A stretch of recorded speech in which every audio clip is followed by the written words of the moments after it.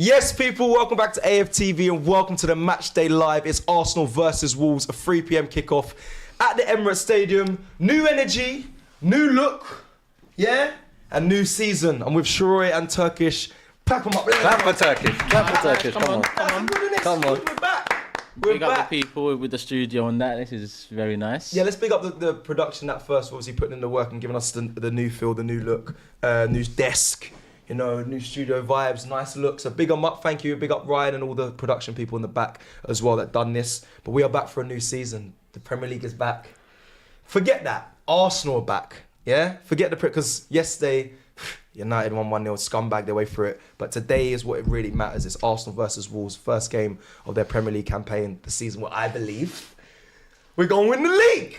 I got my lucky socks on. Oh, don't get your feet out. Don't get your feet out. Oh my God. The red socks are back. He's moved the table. He's moved the table to put his feet out. Sorry, you don't like feet. So that's mad. He doesn't like feet in his face. Oh my, who does? What nonsense is going on around here, Sorry, man? I didn't mean to do that, but I'm excited. New season, same Cecil. Red socks. New season, same Cecil, bro. Where's Laurie, man? We're back, people. We're back. Firstly, listen, I want to just give a shout out as well to Robbie, just real quick. He done the walk. When I say he done the walk, that sounds like he's just done a walk. No, he done a very good long walk for charity for prostate cancer. He walked from Brentford, Fulham, Chelsea, Crystal Palace, West Ham, Tottenham, and the Arsenal. He went around all the stadiums on one long walk. Took him 3 days. Big him up. Where were you? Did no one wanted to join him? I've got an office job, mate. Sorry. I've got a son. There you go. But big up Robbie though. It's an incredible. And when he finished and he came cause. into the studio, he was finished. Seriously? Yeah. So he worked hard. He done his thing, man. Yeah, I can imagine. He listen, big him up, and he's doing it for a great cause. Boys, we're back. Let's just get straight into the feeling. You know, the Premier League's back, Arsenal are back. Sheroy, let's start with you. How are you feeling for today's game? I've been ready for today's game since the last day of last season, if I'm being honest with you, man. And it seems like the players were exactly the same in that sense. I don't know if you saw Arteta's presser yesterday. Mm-hmm. He said, look, that day at the end of the season, we had a dinner with family and friends, and I wasn't trying to give any motivational speeches. The players were coming up to me one by one individually and saying, boss, we're doing this next season. Any pickpockets? And I don't know. You didn't mention pickpocket. I don't know if you mentioned that. He didn't go organise for that one. He didn't. So this is a calm one. Okay, this was the last day of last season. Right. And I'm hoping they've still got that fire in their belly, man, because the season before last, no one really expected us to be in that race. So we were kind of forgiving about the fact that we didn't get it over the line as long as we challenged the year after. Last year, for me, I think the players believed that they were going to be in a title challenge, and that one probably would have hurt more. Yeah. The right messaging was given at the Emirates on the final day.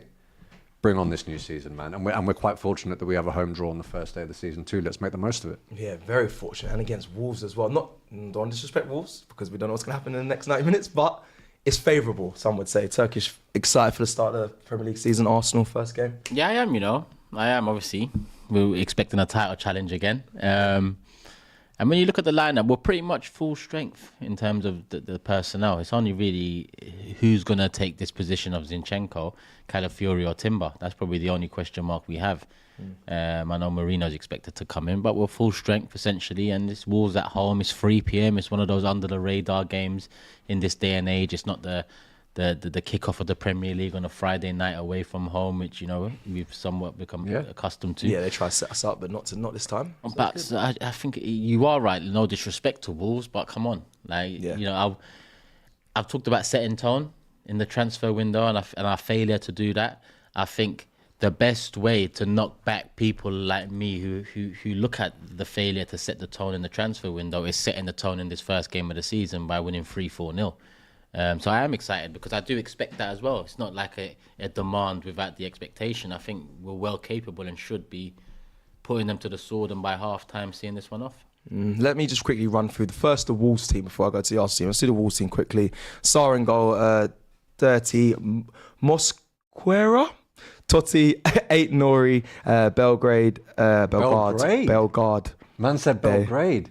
Lamina, Gomez, Hwang and Strand Larsen to start there for Wolves. Listen, pronounce it. You said it at the beginning. New season, same Cecil. New season, shit, don't change, my friend. And as you can see on the bench, there's a few of the names there: Bentley, Bueno, Pedence, Cunha. Oh, there's some good players on the bench: Dawson, Doyle, Sarabia, Ching. Well, yeah. Yeah. Chiquinho, and we're going to go Guedes. We're going to go close enough. Let's go to the Arsenal 11 because that's what we know. I know that very well. So let's go through it. Starting in goal, we've got David Raya, Ben White at right back, Saliba and Gabriel centre back pairing, Zinchenko playing left back. I'm intrigued to hear the panel's thoughts on that in a second. Partey in the midfield. It's nice to have him in there with Rice and Odegaard, and then our front three are Saka, Martinelli with Havertz starting up top with the bench. Ramsdale, Calafiori, hopefully we see him in this game.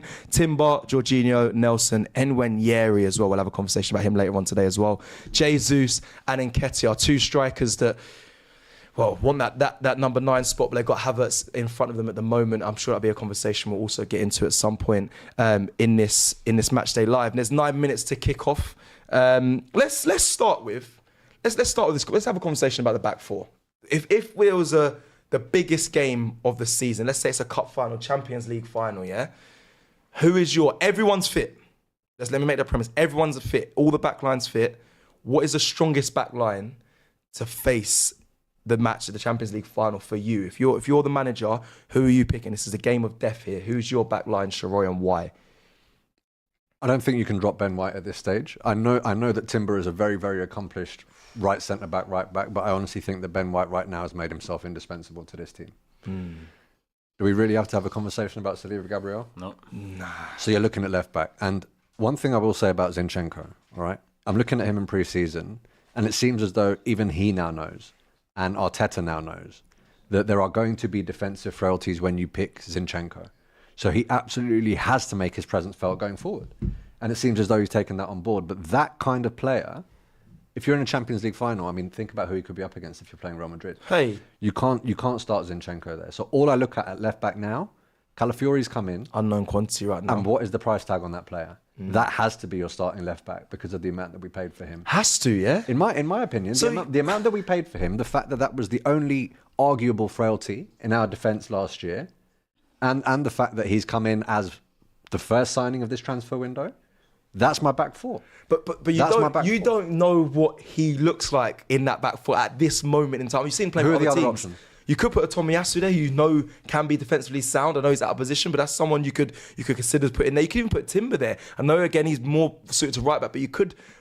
Listen, this is going to be your. Yeah. I'm going to let you. Are you going to stick? Yeah. Are you sticking with a Calafiori left back with a Ben White right back? If you're talking about Champions League final, I'm assuming that we're looking at the end of the season, all right? And I think by that point, Calafiori is going to be nailed on in terms of that back four. But now, if the game's tomorrow, Champions League final is tomorrow, and you need a back four. That then Tomiyasu's injured. If we're talking about right now.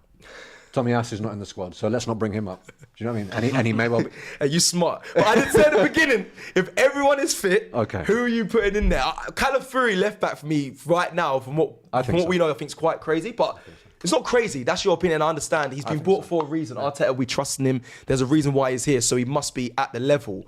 But if we're playing Champions League final tomorrow, that's going to be your back line. I'm going to go over it again. So Ben White right back, Gabriel and Saliba, or Saliba and Gabriel, and then a Calafiori left back. I think so. David Raya in goal. I know that's the back five, but David Raya in goal, just to confirm. Yeah, and I mean, when you're talking about athleticism, physical presence, having competed at international tournaments, for example, and an age whereby you're looking at a team that can grow and play together for the next 3, 4, 5 years if you get that right, bro, that instills a lot of confidence in me. I can't imagine that many forwards and other teams would be looking at that back four and that goalkeeper, arguably with a Rice in front of them and saying, yeah, we're going to have fun today. They're not going to be thinking that at all. That's a tough day's work. Tough day at the office. Turkish, your back four. If we're playing Champions League final tomorrow, strongest one. Everyone's fit. Probably 100% Ben White. Ben White, in my opinion, best right back in the league last season, top 2 the season before. So his progression has been crazy at right back. Do you not see Timber potentially overtaking Ben White this season? Is there no thought of that for both of you? He'd have to be exceptional if he does, which is good for Arsenal. Yeah, let me finish the back four and then ask. Because Ben White is 100%, Saliba 100%. At this moment in time, Gabriel 100%, and Timber 100% would be left back. Because from the early things I've seen from Timber, and even before Arsenal, I seen a lot more of Timber than I did or have of Calafiori. Yeah. And I've liked what I've seen prior to Arsenal and the brief minutes he's had at Arsenal since coming in, either side of this big injury. And also, when I look at Turkey this Euros, and I look at what Guardiola did, and I think Guardiola is kind of like a very like-for-like player with Timber. He is a natural left back, but he's right-footed. And so there's different types of I think Cancelo was one of the first few that would, start at one side, but his stronger foot is the other side, and, he'd invert in that way. So I think the way Guardiola done it for Turkey in the summer, the way Timber's done it in his brief minutes at Arsenal from that left-back position, I think why not? I don't know enough of Calafiori, but I would say that Gabriel's 100% now, but if the hype about Calafiori is real, I think there's more potential he slots in next to Saliba long term, because I just feel like Arteta likes this inverting fullback, and when you think how good Timber is at it, I think that is the... And you made a very, very good point. I can't remember what stream it was on, but you said that notion that Gabriel may have had his head turned at the beginning of last year, which is why he didn't make the matchday squad. At that point, if someone does have their head turned, you do want a succession plan to some extent. And that might be why Calafiori's come in with maybe one eye on Gabriel having his head turned again at the end of the year. Who knows, man? Who knows? Because I don't know... Zinchenko's not really a left-back, people say. He's more a midfielder. Cool, I get that. Timber's not a left-back. He's more a centre-back, right-back than that. And Calafiori, people are saying it's a mix between left centre-back and left-back. So there's a lot of question marks on where these players can and how they're going to fit in. So we know what Arteta's gone for, flexible players across the back line. We've got essentially 6-7 defenders that can play in all of the positions across the back line if necessary. So I just like Timber's profile, and I think you've got to get him in there. And I also look at Ben White, Saliba, Gabriel tucking in as a back three, very solid. Ben White, Saliba, Calafiori tucking in as a back three, very solid. And who's our best attacking fullback or attacking defender? No. Probably Timber from what we've seen. Well, Zinchenko in that department's there, but there has to be a balance there between. And Ben White is also exceptional. That's also true. But the fact that this is a conversation, but you're not getting away with it either. We haven't heard your thought yet. But the fact that this is a conversation, and we're also talking about players like Timber, White, and Calafiori who could slot in at centre back if required. Bro, this defence has come on so much. Yeah. So much. Does that scare you in the tunnel? That I'm gonna go with your one. Ben White, Saliba, Gabriel, and Calafiori. Do you look at them? I don't know. I look at them. They're very tall, imposing, and definitely, physical and whatnot. But when I look at them, they still look like nice guys. But I know on the pitch, you don't get through them. You're moving into the aura thing. Yeah. I'm gonna cut you right there. Yeah. You know what scares? What scares people in the tunnel? A team of champions, a team of winners. Yeah. Yeah. You don't have to be 6'4" to be scary when you've won stuff and you've been integral to that, and you're. That's the fear factor, not aura. Doesn't matter about long hair, doesn't matter about height, it doesn't matter about width of chest. What matters in that tunnel is, are you coming up against champions, or are you coming up against bottlers, or are you coming up against, these things matter. So, let's hope we're champions and teams are coming up against that, and we're talking more about that than aura next summer. Yeah, it's funny because Turkish obviously off camera was checking the cameras like, hey, the aura's nice today. Nah, the camera, listen. He said, I'm looking good, but aura's good today. That's what saying off camera. There's a new lens there. I'm looking at it. I'm thinking, right, the lens is bringing out the best of me. So the aura's aura. Why not appreciate sometimes? I appreciate to myself though. I'm not out there. That's true. You're not online saying. Yeah. Did you see the comment on the last video saying Cecil definitely wakes up, looks in the mirror, and says aura every morning? And a lot of people like that. And to be honest, I liked it. I don't do that. It's well within your realms to do something like that. If anyone wants evidence, go and look at the Instagram story that you uploaded when you woke up today. I was gassed today. Energy, top off. No shirt. Come on. We're back. Anyway, let me just quickly run through the back four before we kick off this game that I would go with. It's the same as Turkish, if I'm honest. Ben White, right back. Saliba and Gabriel, centre-back pairings, and Timber as well. I've seen enough to say he's ready. But we are 1 minute away from kickoff. Arsenal versus Wolves. And throughout this match live as well, I'm going to give you some of the, which we never do, and I'm glad I've got this to say. Big up the production team. The new referee changes, the new rules. I'm just going to run through. I'm not going to do it right now. I'll do it midway probably through the game or as the first half kicks off, just because it's good to know what has been changed from the referee side so you can look out for it during the games. You kind of have an understanding. So I'll get into that at some point in a second. But the boys are gathered round the centre circle. I believe they're doing a 1 minute silence, and then we'll be ready to kick off. Big game ahead. Score predictions, boys, before we kick off. I haven't heard from any of you, actually. Score predictions, and people in the comments as well, let me know.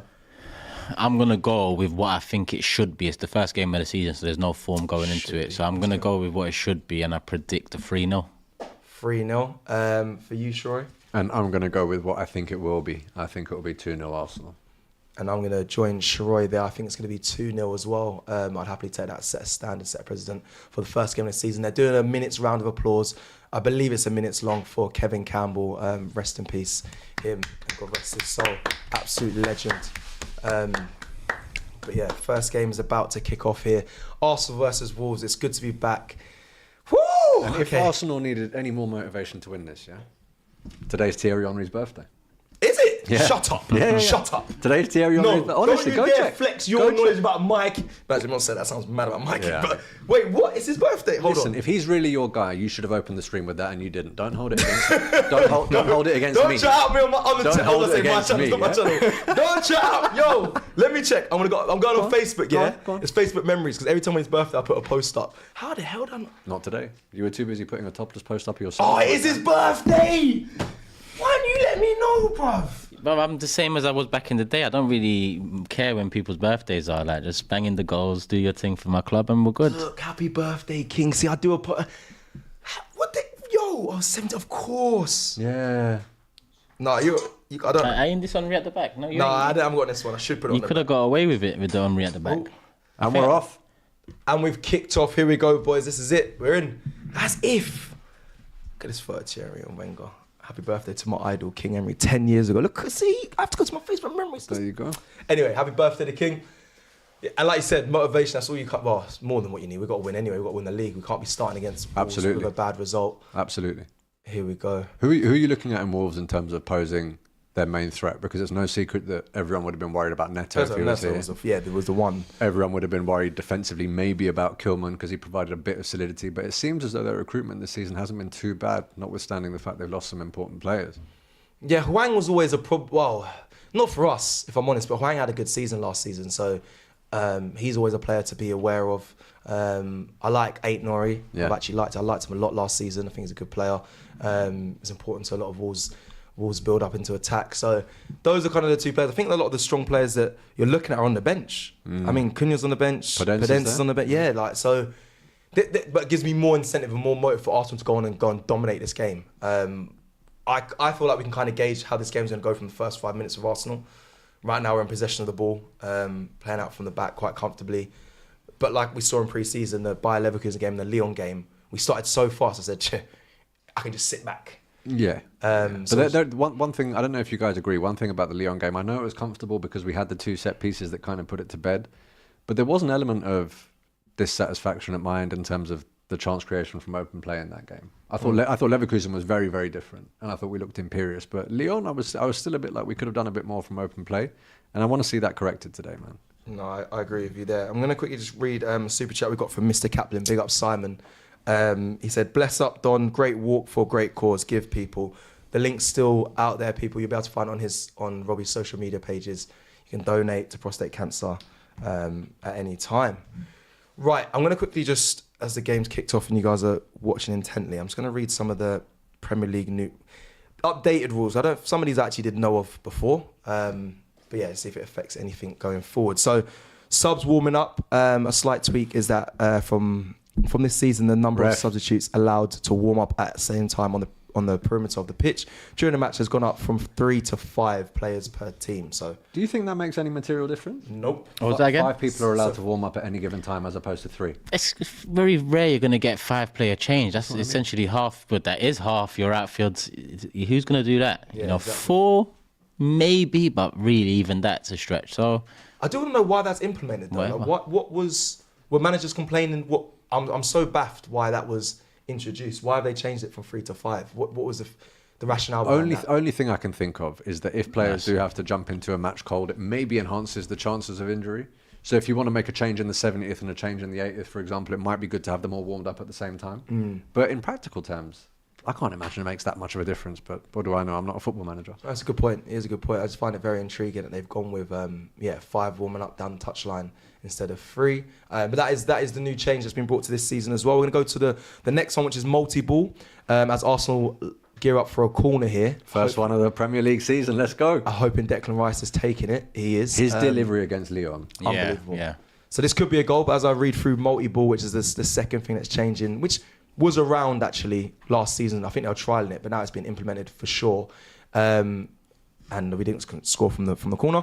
Multiple, as before, the Premier League will practice the multiple system in 2004, 2005, with 15 balls in use to speed up the game. When the match ball goes out of play, it is not quickly retrievable. Players must go to the nearest cone to collect a replacement ball themselves to restart the play. So you'll see around the pitch, if you're watching the game with us, that there's balls all on cones around the pitch. The only ball I think that's been given to the player, I think, is the goalkeeper. I think that's what they've changed. They use a ball boy for that. But if the goalkeeper wastes time by trying not to retrieve it or take his time on it, he can be sent off as well, and for not collecting the ball for a cone if needed. So multi-ball, we saw it last season. I think they were just trialling it. It's here now for good. That's presumably because they don't want people wasting time with giving the ball back to the opposition, for example. Yeah, exactly. That was a good block. Attack there with a good block. That was a good block. I believe so, sure. I mean, obviously, there's who's the famous kid that the ball boy was, it Hazard, and now he owns AU with Charlie Sloth and all that. Like, he got pushed. Gabriel's down. Gabriel looks like he's in pain. I think he's been winded. It's the block, isn't it? Yeah, I think he's been winded. It's been a strike at the stomach. But yeah, obviously the ball boy there. I think there's been problems with ball boys in the past as well. Actually, funny enough, Calafiori. What am I talking about? Calafiori got the ball thrown at his face. Really, I didn't see that. Yeah. Not for Arsenal. It was. I think I don't think it was he was at Bologna. Sorry, I don't know if he was at Bologna, but he got the ball thrown at his face by a ball boy. So I suppose it's just to stop that sort of interactions. Obviously, ball boys are normally academy players or young players. It makes sense. Just put it on the cone, stay out of the way of the players. It makes sense to do so. Next one is more accurate calculations of added time. From this season, when a goal was scored, match officials will only start adding time on the end of the match when the delay between the goal and a subsequent kickoff exceeds 30 seconds. This will allow natural time for both teams to resume their restart positions after each goal. That's weird. That's weird. Yeah, that is weird. So what I don't understand is, there's a simple way to fix this. Yeah, the referee, I don't know who's in charge of it at the moment, but someone off the pitch, the 4th official, 5th official, 6th official, Stockley Park, someone just put him in charge of the minutes. When the ball goes out for a throw-in, stop the clock. When some of the team scores, stop the clock. Just stop the clock every single time. What happened? I'm with you. 100%. Yeah. But what happens with that is you end up having the 110-minute game, for example, and I think managers have complained about the amount of added time, which is why they've given that 30-second grace for a goal reset, just so maybe you have like a minute and a half less. That's the only rationale I can think of. So you're saying maybe do the stop. But for me, this should be a 90-minute game on the pitch. Yeah, I know. It shouldn't be a 60-minute game with 65-minute game with 25 minutes of wasted time.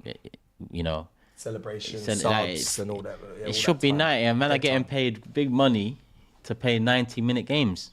Well won, Bakayo. Well won. Great. That's a good nice. Good ball. This could be a goal here. You had to let go of that a bit earlier. Is it Havertz or Rice with a hold up play? Had to let go of that a bit earlier. He didn't know where to go with the ball there. Rice. You make a good point, Turkish. You do, because they are getting paid for 90 minutes on the pitch, but the games you don't really see much of the ball for a lot of games, depending on what position you play in. So I hear what you're saying. That is actually the last rule that I've got kind of here, but there's one thing I do want to talk about that's been put into this year for referees. They have to declare what team they support. They've gone back on that apparently. What? I read yesterday they did a U-turn on that, so now the referees don't need to declare which team they support. That was my big build-up. But isn't that that doesn't make no sense. Just I'll prep that. I was ready for if we have a big discussion. I'm sorry. So they've gone back. Someone double check if I'm right about them. I read yesterday there was a U-turn on that. I trust your word. There was also interesting chat. People are calling it the Ben White rule about this notion that you now can't obstruct from set pieces. Yeah, I was reading that online as well. Ridiculous though. That's ridiculous that they're scrutinising him because of little. And it's not even like he's doing mad things. He might be running around the keeper, maybe doing little pinches, but it's not like it's smart. It's the dark arts, man. But you know what's going to happen with that? That is going to give rise to so much inconsistency in decision making because there are going to be so many that people let go but there'll be a massive game where all eyes are on it, and someone at VAR is going to have a power trip and go, I'm giving that one. Yeah. Just watch if they implement something like that. Keepers are protected enough, in my opinion. They are far more protected than most players when it comes to Very nice. Great feet there from Very nice. Odegaard. This little flick round the corner. Havertz in here. Nice, Done nice. well. Unlucky, man. I don't know if that's good defender or if that was a foul. not I think foul, I think man. the defender did well. Yeah, We're he still did on the well. attack here. We're going to get to the game talk because I feel like we've done a lot of conversation, but Inside. To be honest, in the first 5 minutes, Wolves did actually pose a bit of a threat, but in the last 2 or 3, we've looked like we've grown into it a bit more. Got in behind a couple of times.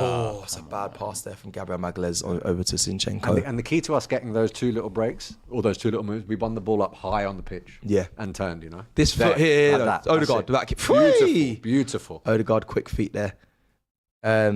Let's go to a super chat here from JJ. Caught on those feet. JJJs. 3 J's and S. Cool. If we lose the league, no striker, Arteta out, Klopp in.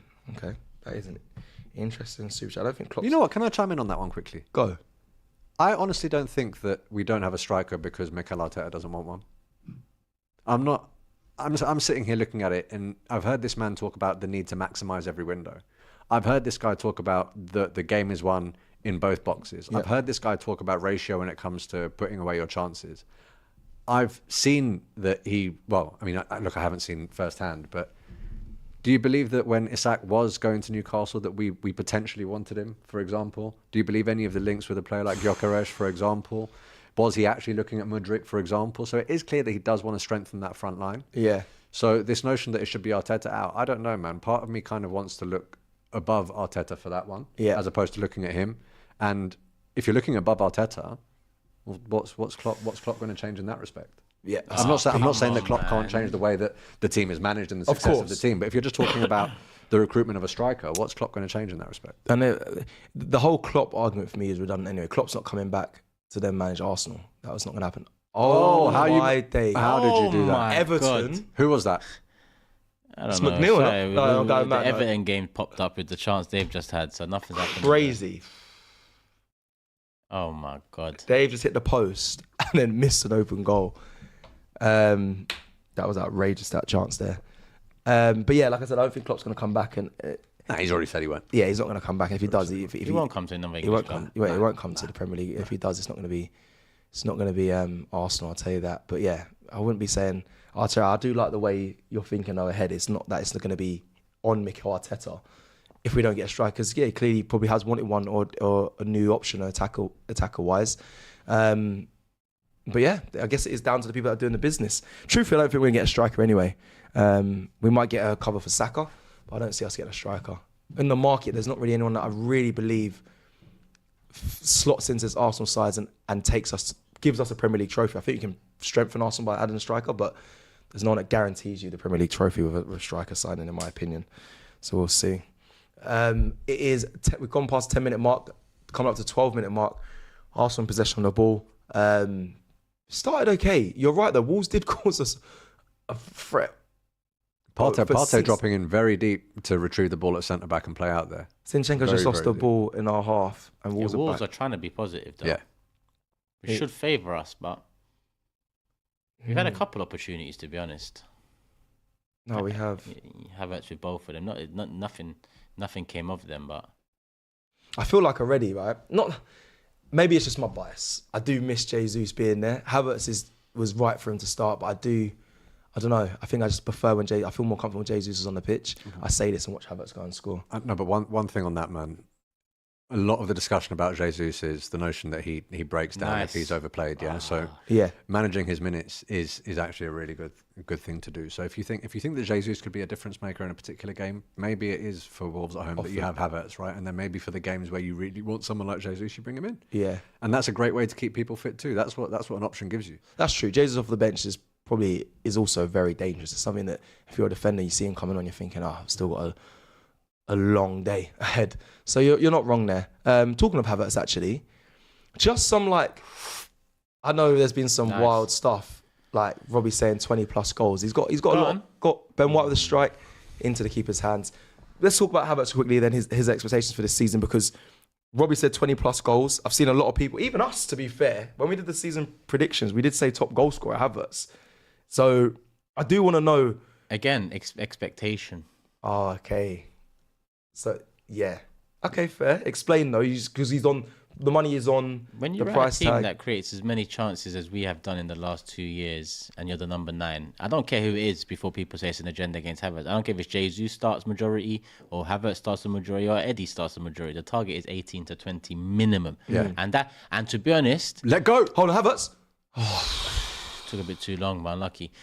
You know, for a top Yes, B. striker, Yes, B. nice. Yes, B. nice. All right, that was nice. Why is there no one following that one in That though? was a great bit of play. Go on. So for Nice, And for a top striker over a 5-6 year period, yeah, you look at all the top strikers. An 18-goal season is one of the worst of the 5-6 for all top strikers. So what I'm saying is a minimum for a club like Arsenal with the chances we create, the attacking football and so on. 18 to 20 is fair. I don't care who it is up top that starts the most, but 18 to 20. we haven't is fair. seen. Have we seen the And eight? I predicted 17 for him. Okay, didn't I? so that's so it, it's underneath it's that. still short of it because he's not a striker, really, is he? Nah. But He can we play create so midfield many this season. chances. We haven't got a winger that gets 20 goals yet. You know, fingers crossed Saka becomes that. So I'm expecting one of the 3 up front need to get 20 goals. One of them, minimum. Yeah. And I think therein lies the difference, right? Because when you're looking at that Liverpool side that won the league, everyone used to talk about Firmino as the guy who was a facilitator but maybe didn't get the 25, 30 goals. He was incredible at that. But what he then had, in the same way that we talk about Saka and Martinelli on their day being frightening, they are, but they're not quite at the numbers Beautiful. of Mane and Salah, exactly. right? There you're talking about, I mean, that year that Aubameyang won the Golden Boot, he was tied with Mane and Salah. yeah. 22, Right, so innit? if you've got 2 of those, go on. Lash Lucky there type, for Ben White. man. But yeah, so that, and I think that ultimately is where these guys have to jump. If it is 5 goals extra a season, that makes a huge difference. And at that point, you can maybe accommodate a 15 to 16 goal a season from your striker down the middle if the other guys are getting the 20s. You do. You make a good point. Now I even think because with Havertz, we're looking at him to score a lot of goals. Like you said, he's a striker for us, so I expect him to score goals. But you also got to do the other side as well and get a lot of assists as well, especially in this team that Absolutely. from each side they create and they give you chances. But I've got a high expectation for him because, like you said, he's playing for Arsenal. He's on a lot of money and he's our striker. He will play probably that position majority unless Jesus I don't think we'll be bringing another striker, but unless Jesus dislodges him from that position. So he's got a lot of pressure on his shoulders. Who was the last player to get 20 plus goals? I think it was Aubameyang. Yeah, definitely. Bro, that's not good.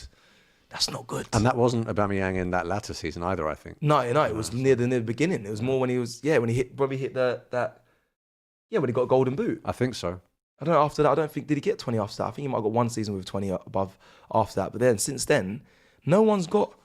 I know we're sharing the goals out, so I'm not going to discredit the team for that, big them up. But you're right, I think you do need still someone to rake in goals. Like City, when Haaland's even injured, he's still hitting mad numbers, as well as their other players in the team. So you all need to contribute, especially if you want to go and win the league. But yeah, mad. Aubameyang could be the last one. I'd love to know if he was the last player to get... It's 20 goals. 100% it is him, innit? Yeah. Oh, we haven't had many since moving into the Emirates. We probably had, what is it? We moved into the Emirates 06, 07. It's now 24, 25. So nearing 20 years. We probably had Oba, Sanchez maybe one season, Adebayor maybe one season. Aside from that, who? I couldn't even tell you. But you know what the frustrating thing is when you're talking about players like Sanchez, when you're talking about players like Aubameyang, those players could absolutely have thrived. Van Persie. Yeah. 2 years in a row. Those players could absolutely have thrived if we built a particular kind of team around them, and we didn't at that point. Right now, you've got absolutely everything, in my opinion, that you need around the front man. Yeah. And now it's that piece of the puzzle that we think we miss, right? And that's the difficulty with it. Yeah. This makes a lot of pressure to say, from me to say, Havertz get 20 goals this season. I know you said 17, we predicted. I think I said 17 or 18 as well. One thing I would also, sorry to jump in. Go on. But generally when you're talking about people that play down the middle, if you're looking at maybe a Harry Kane, if you're looking at an Ivan Toney, if you're looking at an Ollie Watkins. Nice. Bang! It's good. It's knocking at the door. We're knocking at the door. Yeah. Knocking at the door. If you're looking at any of those types of striker, they are traditionally on penalties, but in Arsenal, you're not, because Saka's taking them. That does influence a goal tally somewhat, right? That's very true. That's very true. As somebody didn't consider that. Yeah, he does take. So like a 16 or a 17, if you're taking penalties, could feasibly be a 22 or a 23, depending on, you know. That's why Cole Palmer 22 goals last season. I was like, right, that's mad numbers, 11 assists. But Go on. I forgot he took a lot of penalties. Go on. Leaning back as well. He's saying corner, Rice. Is it a corner? Oh, because if it's not, then that's a bad. I think he was leaning. Shot. I think he was leaning back and It looked sliding. like he was leaning back for sure. That is actually a good. That is actually a good chance, man. Yeah, it is. That is actually a good chance. It is. It is. Okay, yeah. Havertz, just give me your how much you think you should get this season? Should or will? Sorry. No, am I doing his thing, which is what I expect of a 9 at Arsenal, or am I doing what I think Havertz will get? Because what do you think he'll get? I think he ends up on another sort of 13, 14. Yeah. And that's because I actually don't think he starts every game in that position. Okay. But what I think he should get, completely aligned with Turkish. Okay, interesting. And that's the bare minimum for me. 17 is like, even if you miss a hell of a lot of chances, we create enough for you to get 17. Really, 22 for a striker is a good striker. Do you get it? Yeah, but 22. When we haven't seen since Aubameyang, we ain't seen a 20-goal striker in such a long time. It's a big expectation, but that is the level of expectation you need to have. But I just think it's not unfair. It's just it's not going to happen. We know it's not going to happen. But also wishful thinking. I mean, if we're talking about maybe Havertz on 12 or 13, but you also have the same sort of numbers for Jesus. Yeah, because then I don't really think anyone's going to come down hard on either of them. Because that's fair. Yeah. You see what I mean? But that's if Jesus 15, 14, 15, 16, I do want 11. Jesus to hit 15 though, because he hasn't done that since I don't think being at either club. And I remember when he first was signing, saying he wants to be that lovely guy touch. So I want him to be that guy and hit 15 at least. I mean, it's a big arts again. It depends if he's we are ramping up the pressure. We're knocking at the door. Hopefully it opens. We're waiting. You didn't come with any poems today, no? No poems are for previews. Okay. What was the good one? Where's the red? There was a good one. What was the good one? There was a good one. You lot are actually taking liberties with me, bruv. I work on them every week. Yeah, but I tell you not to. So I try and save you the effort. No, yeah. So whether you put it in or not, it doesn't affect me anymore. I've tried as a friend to tell you not to do it. But the roses are red one, I really like. I did a ABC. You added extra syllables. I know. I need to bring that back though. Right, it's new season. What's previews? Go on. Oof. Oh, that was. Yeah. He wasn't on it. He bought it. He wasn't on it. Saliba's just saying, chill now. There we go. Arsenal still on it. What? What happened? Oh, throw it. No, went out. Did it go out? Throw. Okay. Sars rubbing his chest. Was there a foul on the keeper as well? No. Not at all. Not at all for me. That was his own teammate. That's not a foul on the keeper at all. He's running to the post though. He's his own team. Yeah, that's not a foul. Yeah, he's his own teammate that's jumped up with him there.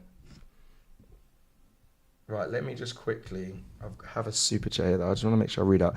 Lee Slims with a super chat says, "How I see it is that Arteta was a defensive player, and since he's come in, he's brought many defensive-minded players." Do you have a bias considering the position you used to play? Is Zinchenko a defensive-minded player? No, he's more offensive. Is Jesus a defensive-minded player? No, Havertz so there are. I understand that he has brought. Is Fabio Vieira a defensive-minded player? No, Trossard as well. You can't really say that. There's a lot of players that he's brought in that kind of nullify that super chat. I should have got rid of that. Don't appeal for you should have released. And play to the whistle. Who was that? And play to the whistle because now they're in. I think it was Martinelli. Wang just hitting the ball out of play. It's interesting that though, because you're right. Is there a bias for a position you used to play that you look at? I don't think so. I think when they're in the club and you sign someone who's played your position, you obviously give them more attention because you feel like you know that role the best, I'm assuming. So I get when you'd know better than us because you've been in like a professional environment. Well, that's what I'm saying. Have you seen it? Yeah. Well, no, I don't think they stick to. I don't think they stick to the position they used to play. I just think, like I said, they have more knowledge on it. Like when you go into training, you'll have a goalkeeper coach. That's not your manager, so you don't get as much time because you're with the goalkeeper coach. Yeah. Sometimes you have a striker coach, which I'm assuming Arsenal have separately. I'm assuming when it comes to midfield, Mikel Arteta would be the main man giving the advice and conversations. Well, I know that. He's closest with Martin Odegaard. I know that's not the same position he kind of played, but it's in the midfield. So, I don't know. It's more... I just feel... I feel that, I think you give more attention to the position that you used to play, but it's not that you're signing. Last point on that super chat. If you look at the way that we used to defend, the amount of goals we used to hemorrhage, the fact that we used to come up against City, Liverpool, sometimes even Chelsea, 4, 5, 6 we'd hold, right? It's no surprise that Arteta had to solidify the team with defensive-minded players because you can't keep hemorrhaging goals like that. Yeah. And he did mention that, to be fair. He did say that he has to. That was the thing he was working on. Stop the leaking of goals. Martinelli holding his hip. I don't know if that's just like impact or if Wolves player picked up a booking there, by the way, for anyone watching. I can't tell you exactly who it was at the moment. Gomez. He does look in pain. Gomez. Yeah. He does look in pain, Martin. I think they've got 2 Gomez's on the pitch. Yeah. It's the mid. Is it the midfielder? Yeah, it's the midfielder Gomez. I think they have 2 on the pitch currently. It's Chris Wood has put Forest up as well, 1-0. A lot of people's FPL pick. I didn't put him in, but I didn't put him in because of the way that he snaked us against City last year. So you just say, I hold a grudge. oh, not on Forest. Yeah. Oh yeah, Chris. Yeah. I hold a grudge. I respect that because he's a dickhead for that. He is. He's just on the ball here. Martinelli, he was just holding his. He still seems quite. Yeah, he's sharp. Nice. Good ball. Sharp. Do you reckon It that should have been feels pulled like back? we're just knocking. Do you reckon that should have been pulled back? What, the cross? Yeah. It's hard to see because the angle we couldn't really see.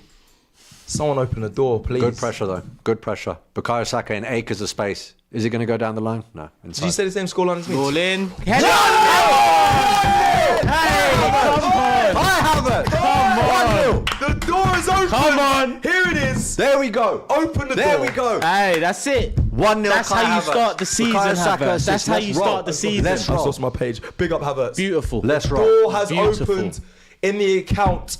I've got 2 different places there. The door's open in the account.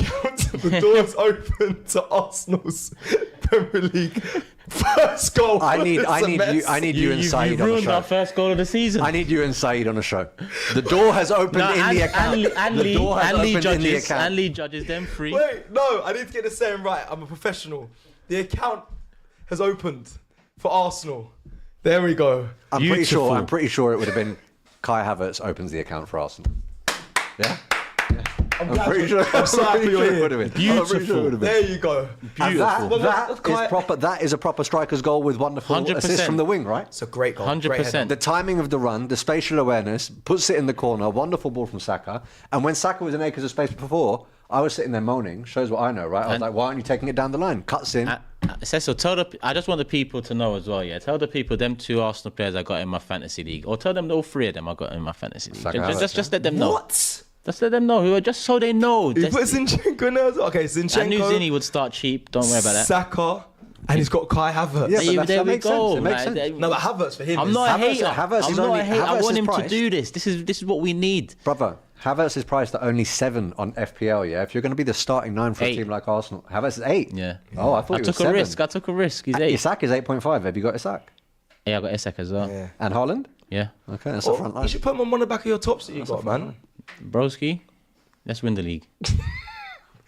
And not in the first, that is Chris Wood's goal there that they're just showing as well on the screen. But just remind me of what you said. It's Havertz is open. Kai Havertz opens the account for Arsenal. There we go. See? Said like a true professional. You see me, what did I say? The bank account, the door is open bank account. I said something mad. That is I don't know legendary. where I was going That with is legendary. That is it. legendary. It's open on the account. Because he was trying to do something with his knock thing. He's been saying it for the last 20 minutes. Says- We've been knocking.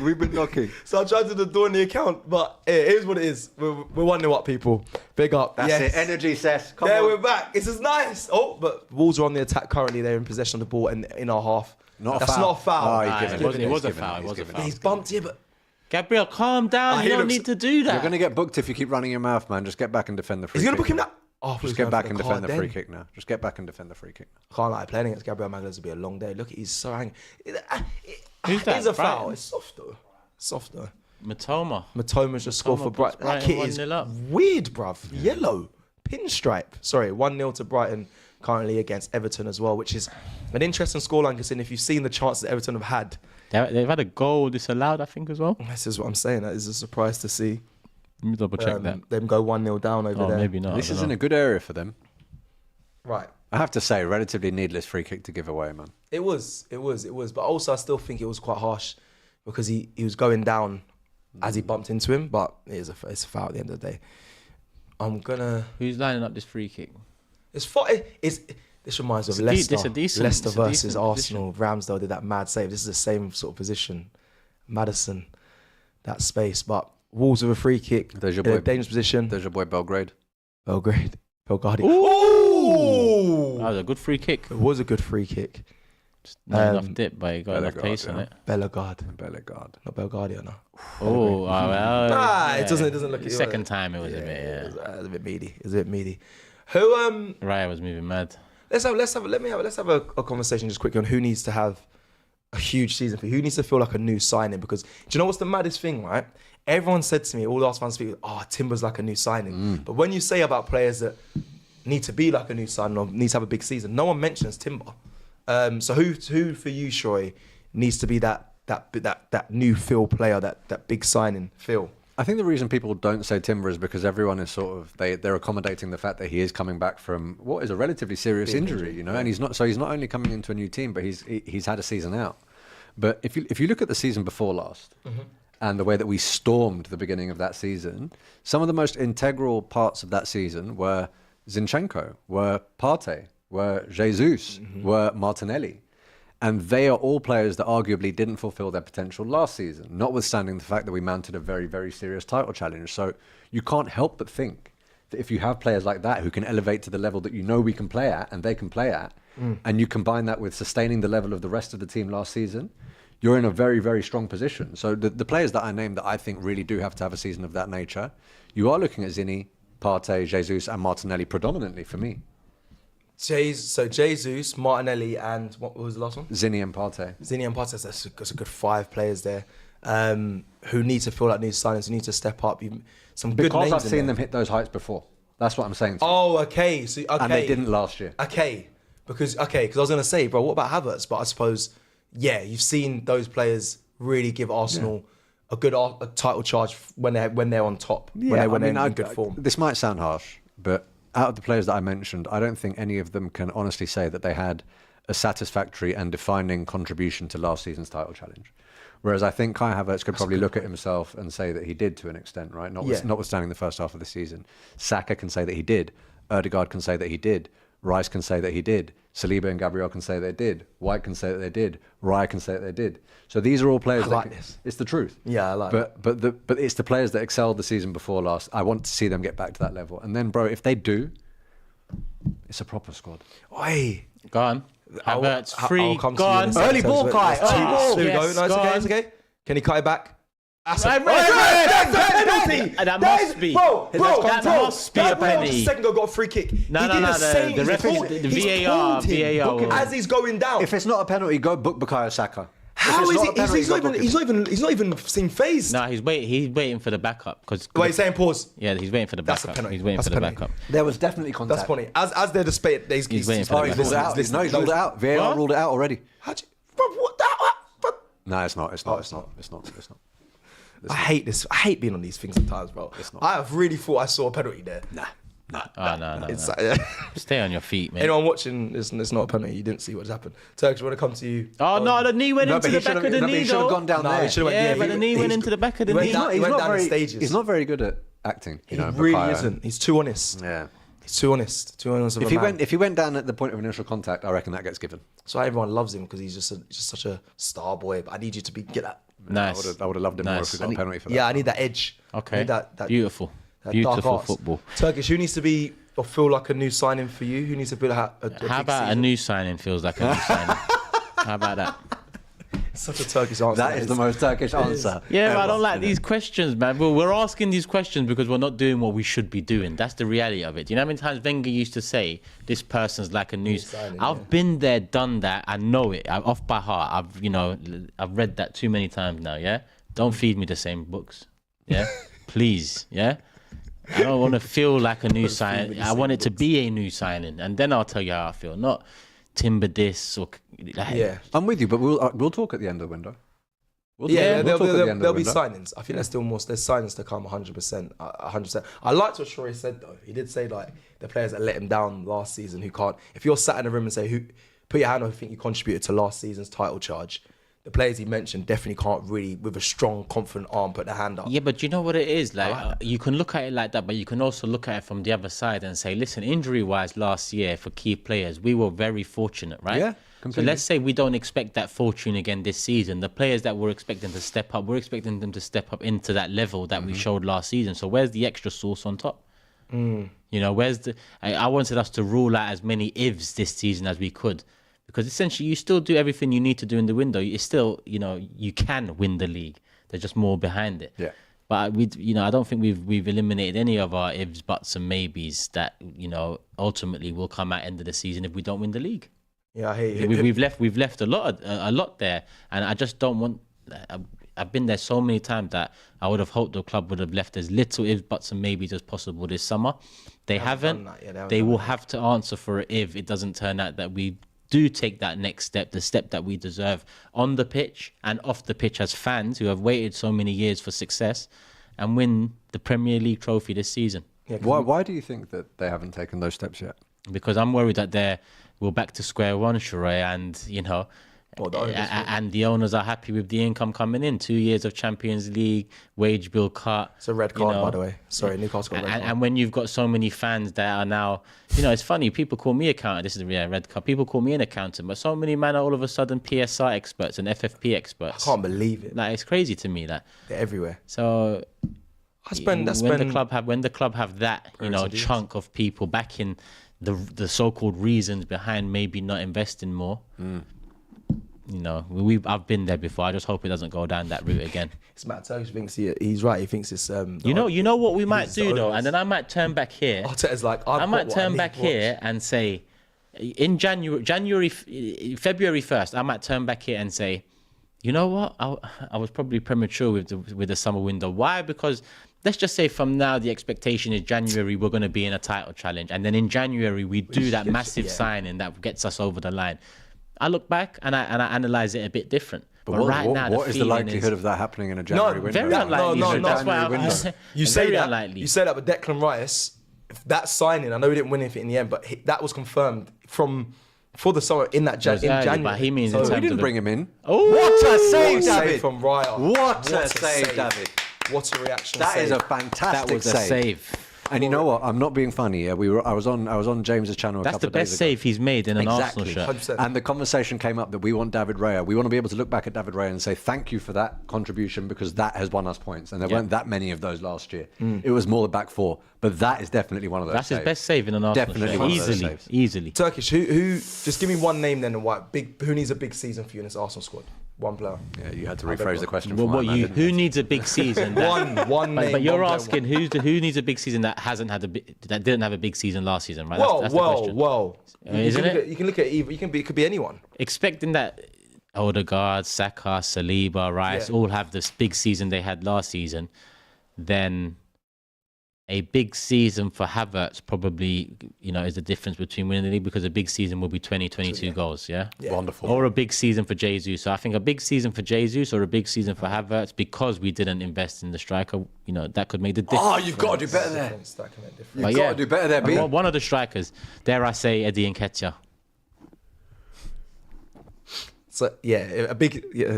Obviously, a big he's season. even on the bench today, bro. That's indication that it's done, dusted, man. That's our three strikers for the season. He's staying. I do think that if Tomiyasu is fit, then he occupies that space in the squad, though.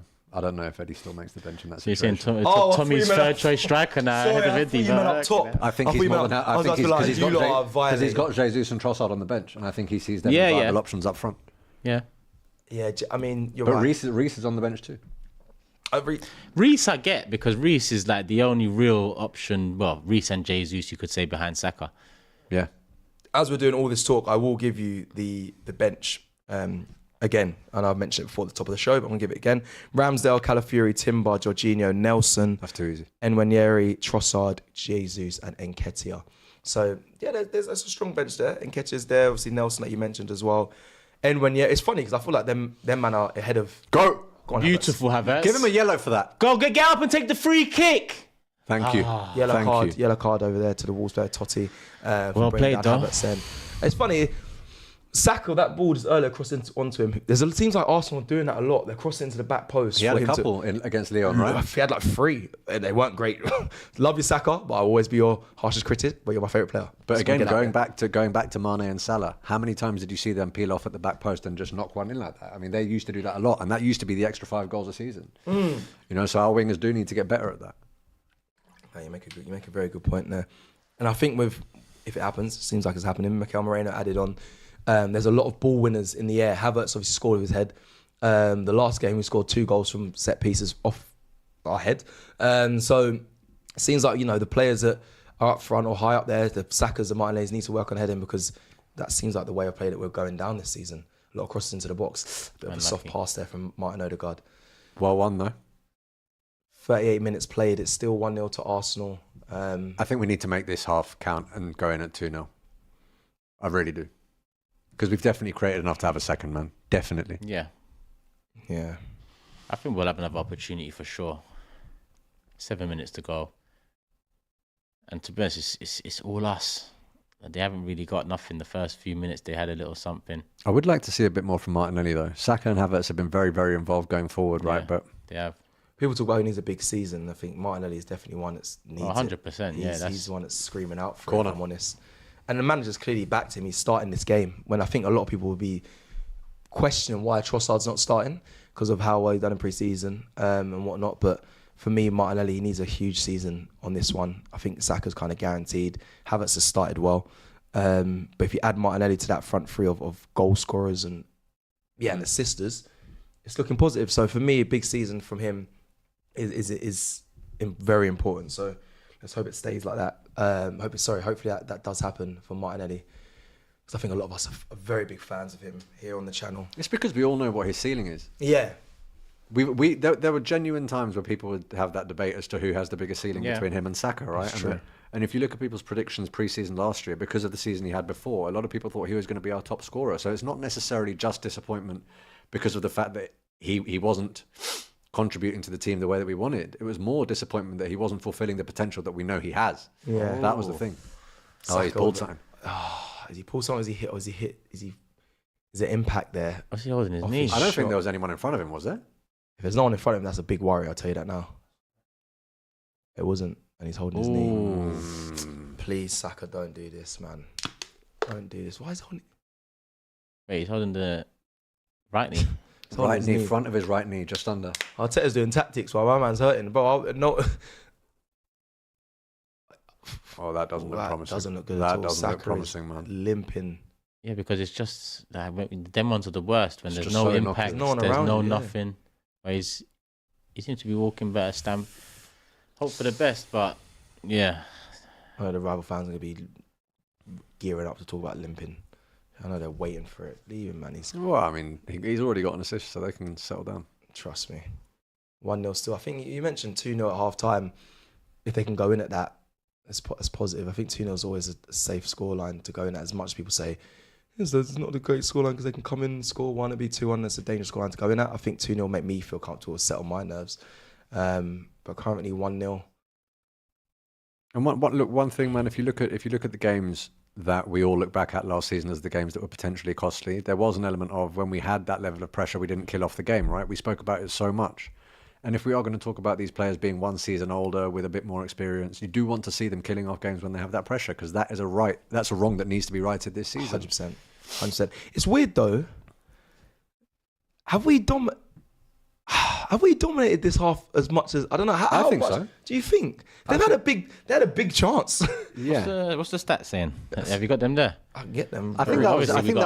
We got half time. That was their only effort on still did at target. half time. From memory, that was their only effort on target. Was it? I don't think they've had any corners. We've had 3. The free kick was. I'd off like to target. think we've had more Nice. possession. Go on, this Go four on. on That's three the- on three. Oh, the glass. It's a good challenge, but the ball was maybe I was about to. Yeah. I think the ball was a bit just underhit. I was about to say it feels like Martinelli's lost a bit of speed, but I think I'm just being. I think he was trying to hold the line. It's true. That's probably what it was there. Definitely. Wolves currently on the ball here. I was questioning that. We'll get to half time, the stats, but it is interesting because they had that big chance. It seems like now they're more on the ball. It feels like we've settled, but we've taken which makes sense. You're taking a foot off the pressure a little bit, but that's because you're 42 minutes into the game. You can't stay at the intensity you started with. Why not? Because you can't do it for 90 minutes. I know it's 45, but you can't be at. But why can't you do it for the first half at home for a new season where you want to win the league? It's just a natural. It is a natural thing in a game. From what I see, even when against Bayer Leverkusen, when I thought was unbelievable, was on their neck. There was still a pullback from the pressure because you can't stay at that intensity throughout a whole game. Honestly, it's exhausting. The reason I was pressing you on that, I can't remember who I was listening to. I think it might have been David Raya. It was someone who was talking about something that they learned from last season. It might even have been Ødegaard on. David Raya was on Sky and Ødegaard was on Men in Blazers. I'm not sure, but they were talking about what they learned. And one of them said, we're sort of learning when to go full gas and when to not. Yeah, that's it. And that for me, as a complete armchair layperson, I'm just like, surely if you want to beat the opposition and it's 1-0, you go full gas until the game's done. Yeah, you can't do that. You go full gas until you've locked it off. Yeah, exactly. Yeah. That's the way I'm looking at it. Yeah, that's how you. But as an athlete, as much as they train every day and they're supposed to be supremely fit. Oh, they God. Make it count. Bang. Man, he's just unlucky there. Declan Rice falls to his knee. Look at Ødegaard at the edge of the box, all right? Everyone's looking at Martinelli. Look at Ødegaard at the edge of the That was box. Declan Rice that went to his knees, no? That was... Was it Rice? Yeah, Rice, I think. Look at him then. It's him, or was it Ødegaard? No, it's No, Rice. it wasn't. It was Rice. It was Rice. Look. Oh, man. Screaming for it. That chop was sensational, though. I'm not going to hate on Martinelli. Yeah, I Because, get to it, be man. honest, that could have gone anywhere, man. And when you're in that mode, I'm sorry, when you're in that position, you're not very good players, and they are top players, so you should be able to see their teammates coming in. But for me, once you have a mindset of this is my chance, I'm going for it, you're not looking. And how often do we criticise Arsenal for one too many passes, right? Exactly. So I'm not going to sit here and shit on someone because they pulled the trigger. I respect that as a fan as well from you then, because in no time I'm like that. Why? Just pass it. Why you got to take all these touches? Or just shoot. Yeah. But he did that, so we can't really be too angry. And at the end of the day, it deflected for a corner, which we should hopefully score from. Make this one count. Go in 2-0 at half time. Thierry Henry's birthday. I've got my man knocking on the table over here. It's your birthday. What a clip that was. I will at halftime. We'll run through some of the numbers. We'll run through player-wise who's really stood out for you for this half. So try and have a little think for that, boys, as we approach the halftime mark. Nice. It's 1 minute at a time. Is he going?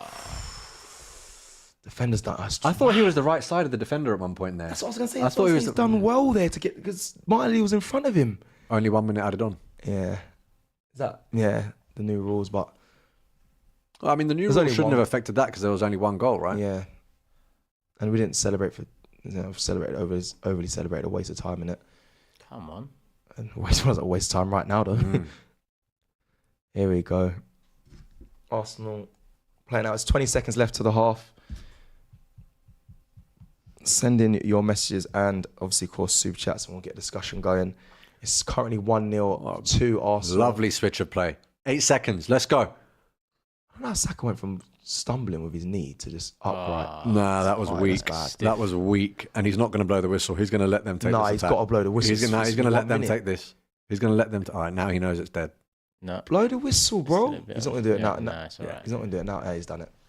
He's playing for half time. 1-0 to the Arsenal at half time. Yeah, good half. Could have Good been half. better.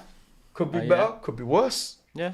Could be better. Could Not be like worse. they didn't have chances, you know. They could have definitely had the one with the ball over the top, but when it comes to getting the ball on the deck and sustaining pressure, it's been more of the same from us, man. 100%. Half time here. I want to get your player of the half so far. Let's go Turkish this time for first. Who stood out to you in that first half? I'll give you some stats around the people who you might say as well. Probably Havertz first half, if I'm honest. Yeah. Yeah, I mean, too early. He got 2 early opportunities where I think he should have done better with, but he's in the right space. He's in, there to receive it quite close to goal. Right, you talking about Havertz space is crazy. Yeah, but if you couple it up with actually a goal and a couple, and then to be honest, if Martinelli scored that, it would have been a Kai's assist as well, because he was falling back. He flicked it around the corner, so that was nice as well. So potentially goal, assist, a couple opportunities there. I'm not just sitting here at the end of the first half saying Kai's man of the match because he was in space 3 times. Space It's invader. more the other things. The space just adds to that.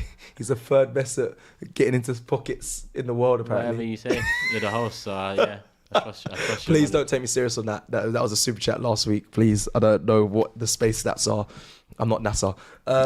Sheroy, quickly, you agree? You seem like you agreed with Turkish. Yeah, I do. He's the standout. He gets the goal. What, for the space as well? Or? No, for the goal. Oh, for the goal. But also, I mean, look, he has been an integral part of everything going forward today. But Bukayo Saka definitely stood out as well. I think he could have certainly done better with that header that came to him. But Saka and Havertz have been instrumental going forward. Ødegaard has found himself in spaces where he's obviously always going to be the guy that keeps things ticking.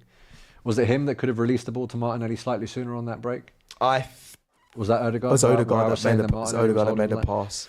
I think maybe the radar could have been a bit better there. But look, overall, man, this is just being a totally ungrateful, demanding fan. I think it could have been more than 1-0. And I would have been a lot more at ease if it was more than 1-0. But that start to the season, I'll take it, man. Yeah, I'll take it as well. 1-0 at half time from Arsenal. My standout, I think if you need to, of course, up you get. I think my standout, it's a difficult one actually, you know. I think Havertz is definitely up there. I've got a stat here from production that says Thomas Partey's created 3 chances in the game more than any other player. Thomas Partey seemed more evident in that first half than some of the other midfielders, if I'm honest. But Declan Rice I didn't really see much of. But he does all the dirty work, I suppose, in the defending. But Thomas Partey doing the chances creation, we'll put him in there as well. Odegaard, I think, started very well as well. He's been involved in a lot of the build-up plays. So big up Martin Odegaard. I'm going to read some of the stats out as well while we're here. Let's do shots. So shots for Arsenal have been 9 in the first half, 3 for Wolves. On target, Sheroy was right, you know. They've only had 1 on target. We've had 4. So really, can we be annoyed at us only being 1-0 up? Not annoyed, but can we want Say it that more? again. We've had what? We've had 9 shots. We've had 4 on target. They've only had 1 on target. So is there a frustration from you, Turkish, to say that we could be more than 1-0 up? Obviously you'd want to see more than 1-0, but do you think there was enough chances, clear-cut chances for us to have been 2-0 up? I'm trying to think. Was there any clear-cut bar?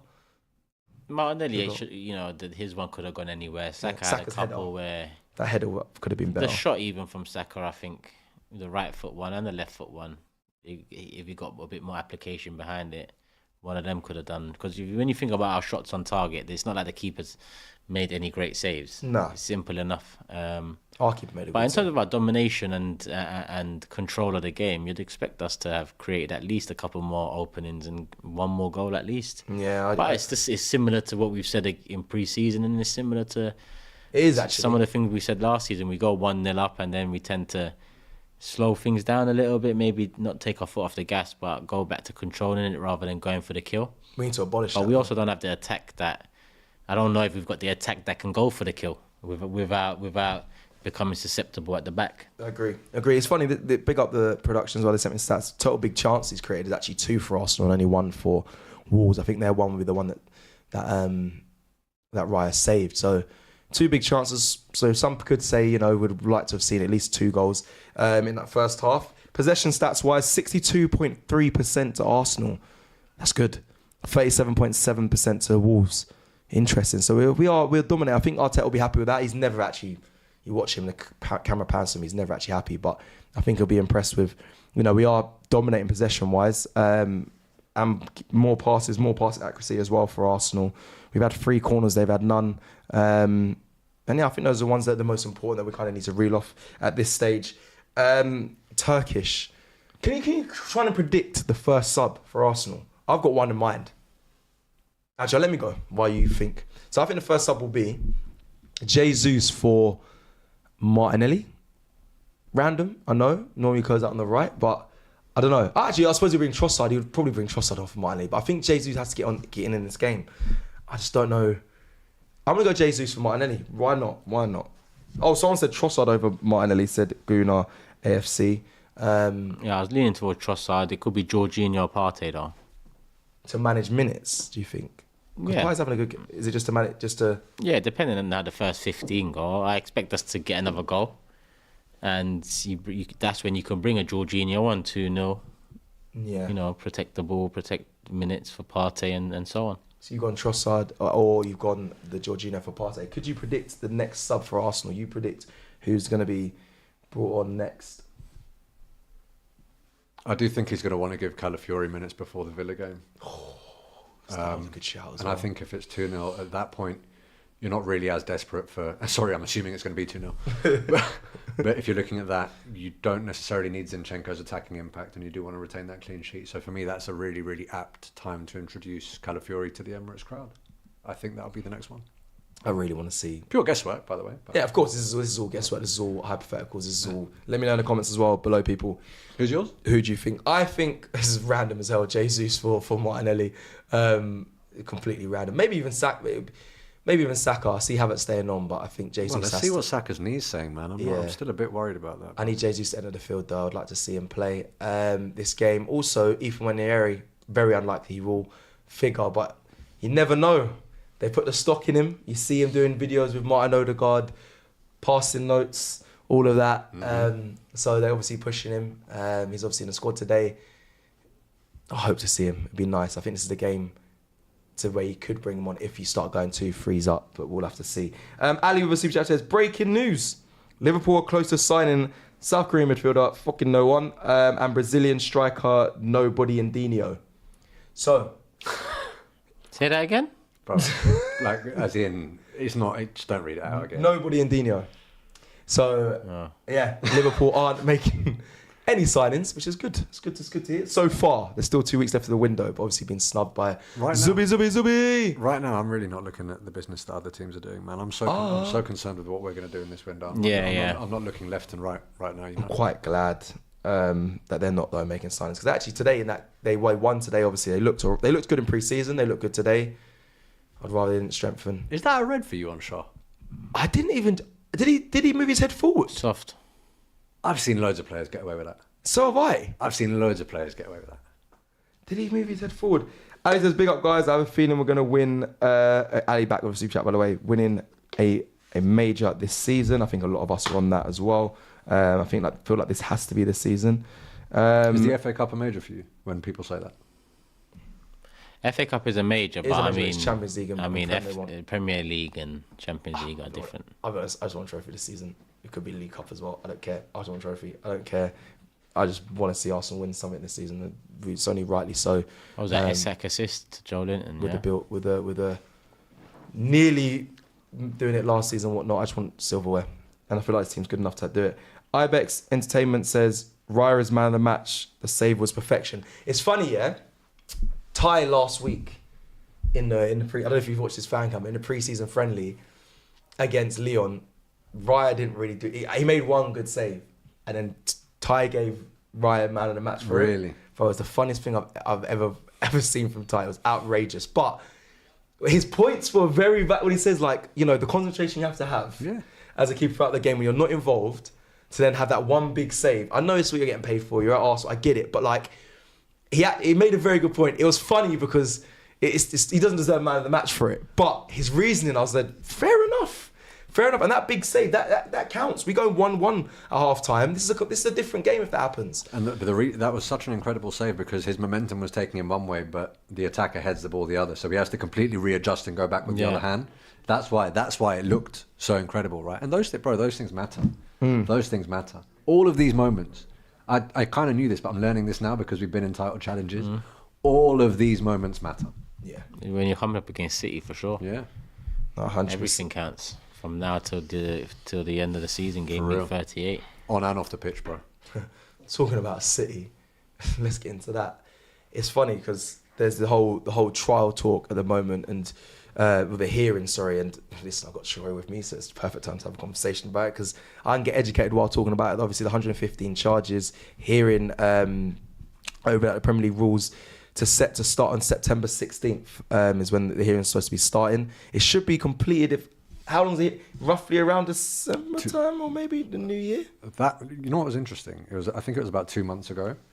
City were at a tribunal almost as a precursor to this hearing that's going to take place in September, yeah? Mm-hmm. This in September is an arbitration. That's completely behind closed doors. That's more of a sit down and we're going to determine. It's not a public hearing per se. Oh, is it?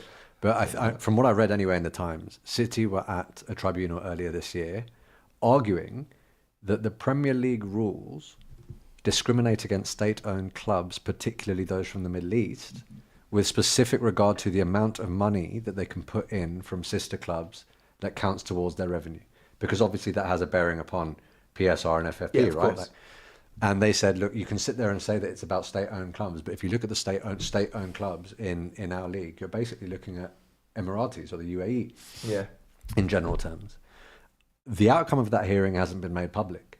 But one of the reasons I think that is massive is because if City go into September's hearing and they have already managed to prove that the Premier League rules were discriminatory because of a hearing that took place 2 months ago, and they're on very good footing to say you've brought these 115 charges on the basis of rules, but we've already managed to find that certain rules of yours were unlawful.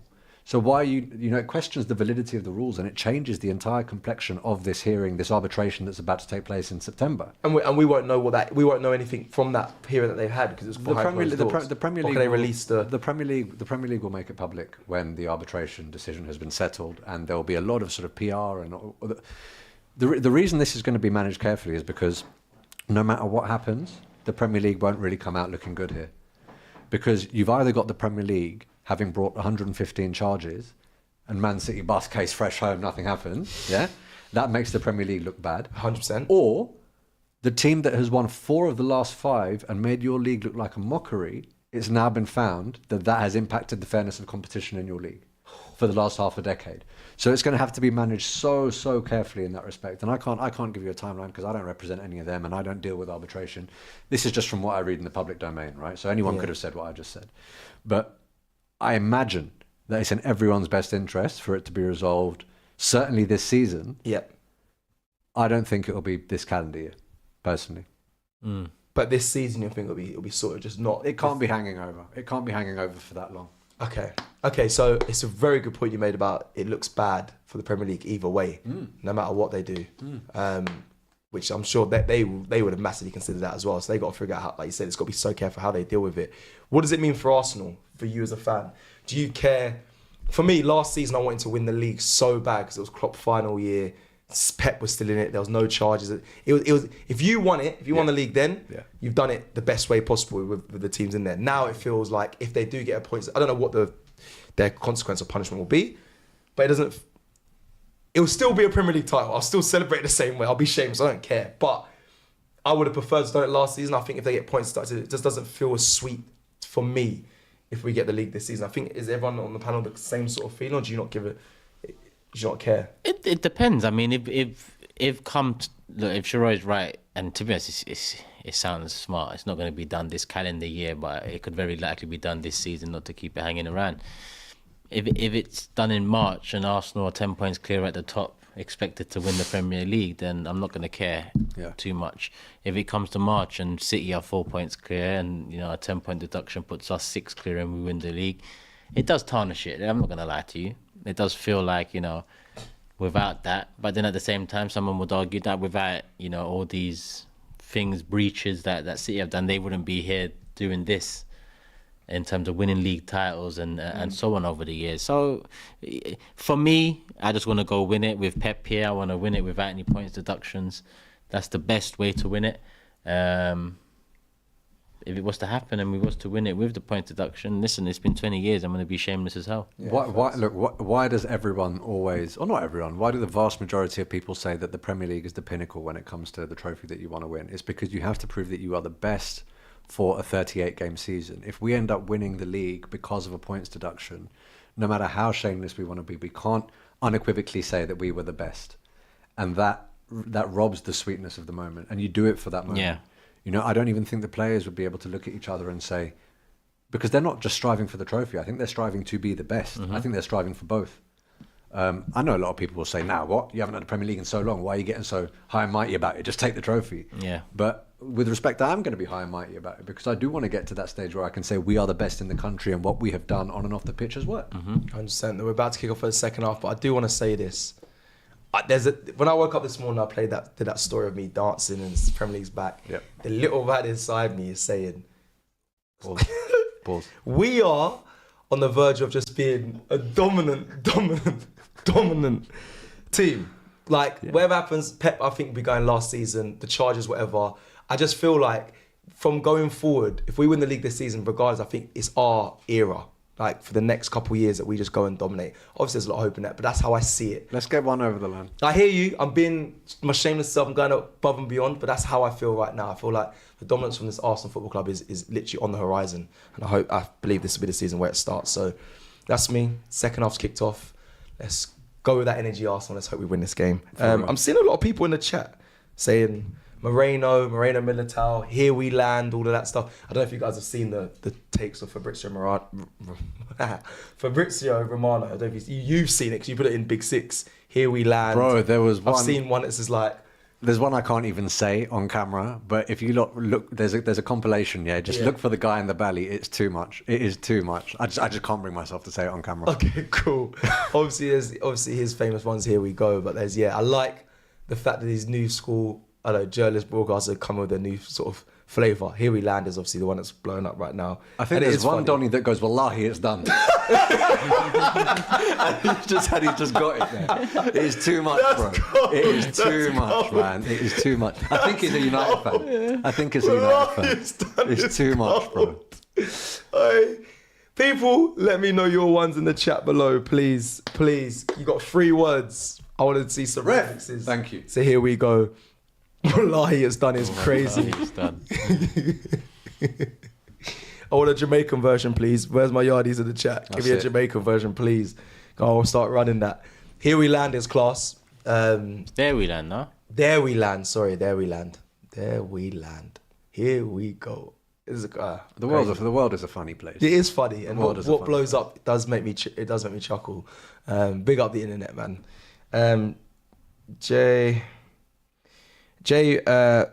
Federer J with a super chat says, "Never be ashamed of winning because cheaters got caught." That's a good point. I'm not saying I'd be ashamed. I'm just saying it wouldn't be as sweet as it otherwise would be. I wouldn't be ashamed at all. You know, there's no shame. It's a bit of a difference though, because I feel like let's say 7 or 30 games in, it comes out that 4 of their players have tested or failed drugs tests or something. Oh yeah, and their points deduction come. They're going to be charged for things that's happened 6-7 years ago. Yeah. So they would be charged and they would be officially cheaters, but it'll come off a season where I don't think they have reached or they have for a little while. Do you get it? That's where it kind of, you know, like you said, we want to be the best team. And that is such a good example, right? Because if you take that into the fight environment, you're talking about, well, what he did on the pitch absolutely could not have happened just in terms of a quality level. Sorry, what he did in the ring if he was a fighter. Yeah. But when you're looking at what's on the pitch, notwithstanding the financial breaches, Pep Guardiola and that Manchester City team were just that good on the pitch. Mm-hmm. You know, someone's saying there we skibbity. The Jamaica Hearts of Jamaica was, "We soon forward is wicked. We soon forward." I like that one. That's a bar. That's a good one. Just here. Big up, Suj. Sent a super chat saying, "Just here to share love for the love." We're back, baby. Premier League back. 1-0 current to Arsenal. 48 minutes, 29 seconds played on the clock, and we are back. There we land. But yeah, man, I'm liking these remixes. Someone said, "Boom, it's legit." They are wicked. I can't lie, the remixes are quality. They are killing me. Come on, Arsenal, man. Wolves still with a bit of possession. I'll be honest. They've been tidy. Yeah, I was just about to say, tidy. They've not dominated. They've nice. touch. They've had more of the ball and been more in the game than I initially expected. I must say that. It's only 1-0 and I thought we'd be a bit more dominant than what I'm seeing so far. I did kind of align them with Lyon and thought we'd be able to just dominate these teams more comfortably. Has this been that different though to the Lyon performance in your eyes? I think there's a bit more intensity from us, but then again, we're coming up against, I guess, more intense opposition. So, not much difference. Not too much, but like you said, I feel like the intensity. But I didn't. I expected Arsenal's intensity to go up. Right, I did. Go on. Because it's a pretty. I think it has. I mean, I think it has for sure. But I do think a little bit more cutting edge in terms of open play. I know I sound like a broken record. Come on, Martinelli. Go on, Martinelli. That's nice. The one. That was terrible. Oh my god! That really was bad. Really was horrible. Yeah, he tried to get his foot around. That was horrible. Did not work there. I can't lie. Havertz there. So that Martinelli got the ball down the left side. Martinelli does brilliantly, and Havertz is in the right place. Look, good space invader. Does everything right. Oh my god! Watching it back, it's even worse. I think I'm going to show it again. That's that FIFA finesse. Yeah, he didn't finesse. It didn't happen. Oh, that is bad. His finger slipped. Yeah, that is bad. I just want to say as well quickly, Moreno. I think they're saying you look like Moreno. Yeah, they've been saying that on my channel. Sorry, I'm Militao. They've been saying that on my channel. They're saying Militao Moreno. So that's what. Okay, haha, everyone. We're in on the joke now. And we got good one. Jose Sarr at the end, didn't it? It was up. It's a good free. Big up. I'm the best footballer. I'm the best player. I'm just saying. When you were trying to get in that club, did you try and swing the Militao thing? Bro, did you try? No, Curtis said. So we had. I can't admit this on camera. We had 3 options. One was just a conversation, blag, and see what we can get in, which kind of worked in the end. The second one was go ask if Marcus is in there. Sorry, Marcus. Rashford. First name basis. My bad. Sorry. My bad. But he said just say that. Show him the photo. To Curtis, like, just get your phone out. Show him the photos. Yeah. Show him, all the conversation. You do what you got to do at that point. Exactly. Yeah. And then say if he's in there, he's one of the team. Like, and then work your way in. That was one of the options. And then the last option was he said, brother, he goes, we might have to go get a different top, but just bowl in and be like, because obviously he would have known that I'm trying to get in for the whole time. He said, just pretend you're Militao, bro. Just pretend that you know it. No. Just go straight for it. So yeah, that was the yachts. In the end, we got in with the first attempt of just me being able to waffle and blag for a nice small fee. Yeah, I was going to say it may not have been the waffling and the blagging, bro. Yeah, it's the money as Probably well. the peas. But sorry, it was on the Moreno talk. The reason why I wanted to bring it up is because please sign, firstly, Sir Mikel, if you're watching, please sign. He did get left out of the squad though, didn't he? He did. And I think their manager came out and said, we're not entirely sure whether he's going to be with us by next week. Yeah. Something along those lines. And there was more, Fabrizio dropped some things yesterday about the conversations and the negotiations have progressed. But the reason why, again, I'm bringing it up is there's a welcome video. Already? You man don't mind tempting fate, innit? It's a cracker. I'm letting you lot know. Exclusive. There we land. It's a cracker. There we Big land. up production. Soon we forward. Doesn't sound right coming from me. We soon forward is actually what it is. Big up Kess on the back. I've ruined my own Jamaican brothers land, but I'm letting you know. It never changed, bro. No, I'm never going to change. Never going to change. How we got here, don't know. Mad. But I promise you, the welcome video intro, it's a cracker. It's a corker. I can't wait. Please sign though, because I've done this before. Made welcome videos and players haven't signed, and it's just like, we should still release them though. I said this the other day. But anyway, trust me. Big up Moreno to my left. You're going to like it. Come on. You're going to like the welcome video. JJJS says, second equals first loser. Gorkarez. Let's fucking go. Sorry, JJJS is the same guy that sent in the super chat earlier saying no striker and Arteta out, right? I think from memory it was him. I completely understand where he's coming from in terms of needing to strengthen in that department, man. And out of all of the names that have been sort of spoken about, I really don't understand why that Gyökeres move hasn't been made. Really? Because I think financially it's not too difficult to complete. I think in terms of attracting the player, it isn't too difficult to complete. And I don't see how you can look at that caliber of player and think he doesn't get us somewhat closer. I just don't, you know. There's been a lot of talk on Forever Arsenal, for example, and other podcasts about this notion that you need to roll the dice and the fact that it shouldn't necessarily get to having to roll the dice. But ultimately, with a lot of these strikers, even with Osimhen, you're taking an element of a gamble, but it's a calculated risk. You know? Yeah, no striker gets you, guarantees you a Premier League title. Yeah, but it's a no-brainer for me that Gyökeres does get us somewhat closer. Yeah. But somewhat closer. I mean, every season's different. I mean, we only missed out by 2 points last season to win in the league. I just think, I don't know, man. If we win the league this season, yeah, do people say, do you know what, Arteta, fair enough, you're right? Absolutely. Because he can win the league without a striker, without signing a striker this window. You said it in January. He then might do the big move. If he doesn't do any of that and we still win the league, but you see where I stand with that.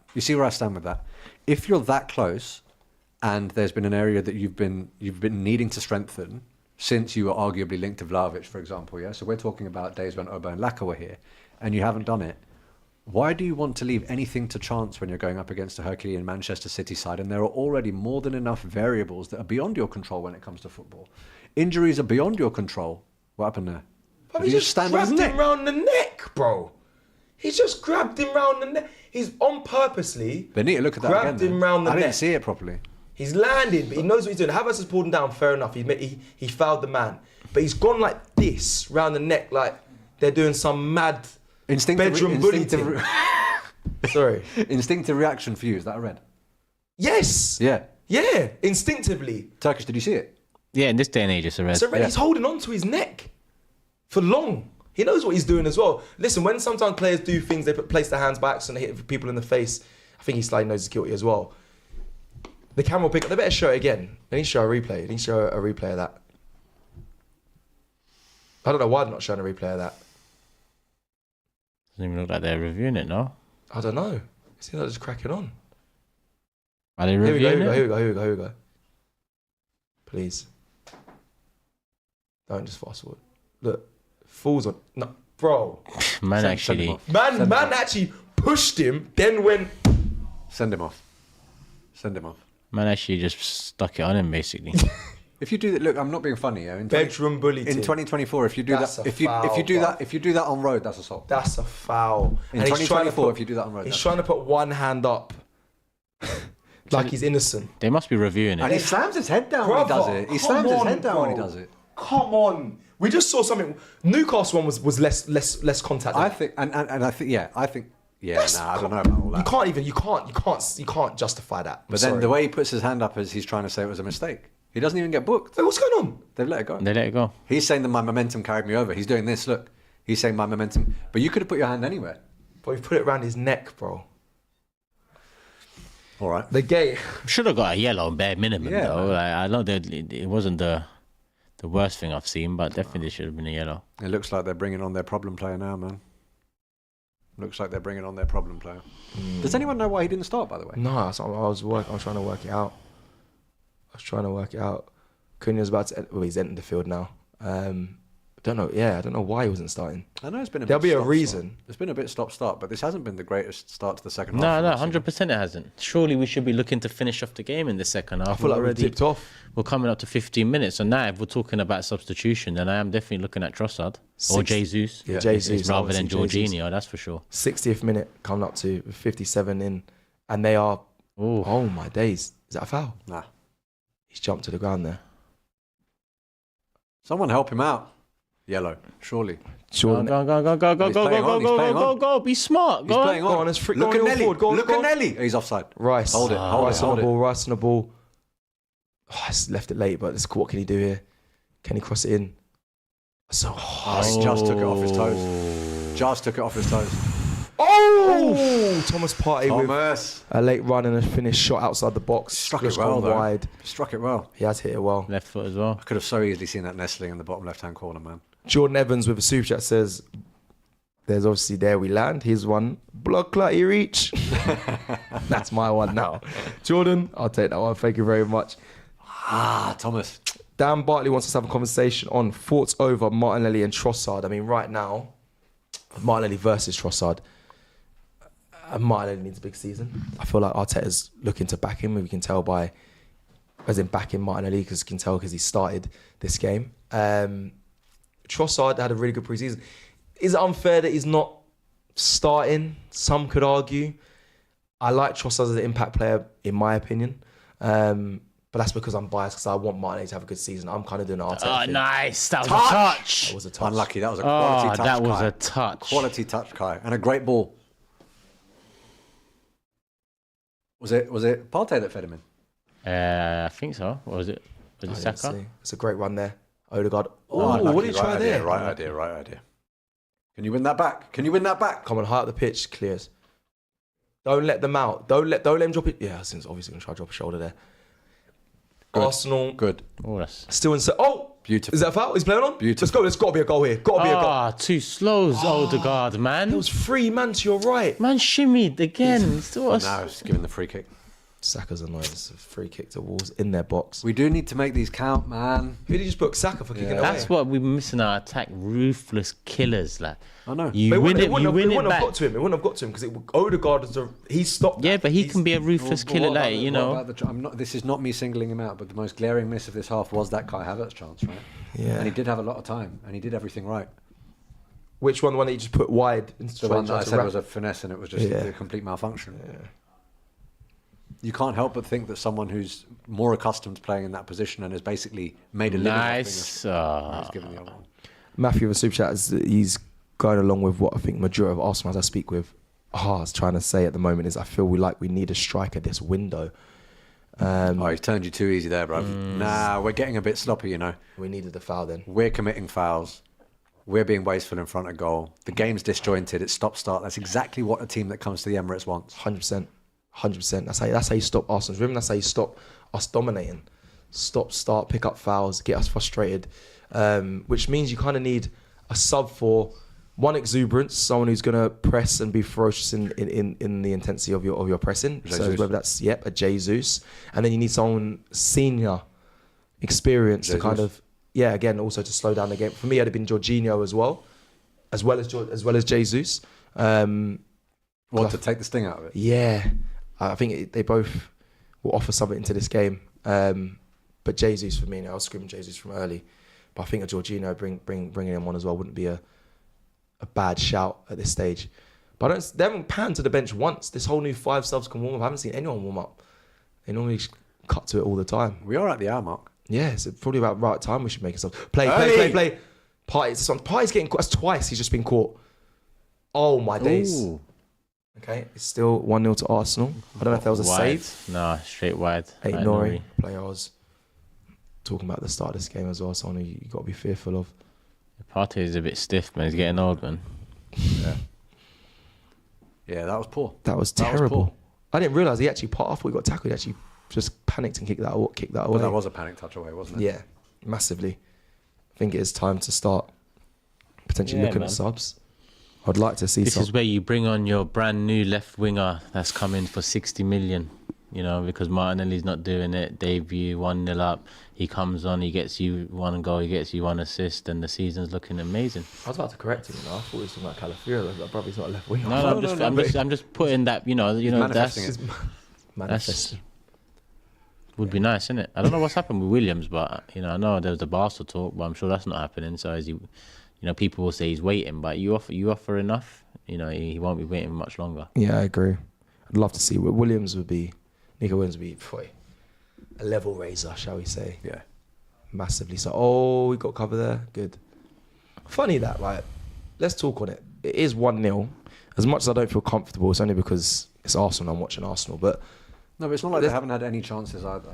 That's true. That's why I don't feel comfortable as well. Because I was gonna say Gabriel and Saliba at the back. You should.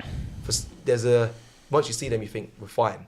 But you're right. Wolves have had chances, so I can't get too relaxed. And they've just brought Cunha on. They're not a toothless side. Ultimately, you are against Premier League opposition, and if you haven't taken the opportunities that you had in the first half, where it should have been, in my opinion, 2-0 going in at half time. We've all watched football for long enough to know that you can rue those missed chances, and in the 88th minute, it can become 1-1. Yeah. And you then don't want to have to be full tilt. Lewis said, Rice is quiet in this game. Fatigue, ? Subs needed. Who comes on for Rice? He would put Havertz in there, and he'd put Jesus up top if he did that, I think. I think he could go. I think that's risky, what he would do. I think he could go Emery. Really? To play that. It's very risky. He's not going to do that. It's 1-0. He's not going to do this Premier League game. But I mean, well, Partey's, I don't think Partey's having the greatest of games. I agree. He had a pretty good first half. I think it's now starting to dip. Maybe that's just might be due to fatigue and him. I don't know if he can play a full 90 yet, like to this standard. I haven't seen it in so long, apart from like maybe back of him last season. I don't know. He should be able to. Did he have a full pre-season? Yes. So I mean, yes. And with respect, if you're looking at holding on to a player into the final year of his contract and you might be letting go of him for free, he needs to have another defining contribution this year. Massively. Because the club's walking away from money in consequence. Massively. I just again, but to play at the level or the optimal level, can you do that for full 90? I don't know yet. Partey, I can see it. He's second best to everything, isn't he? Exactly. He's not judging the passes. He's not intercepting it how he was at the start of this game.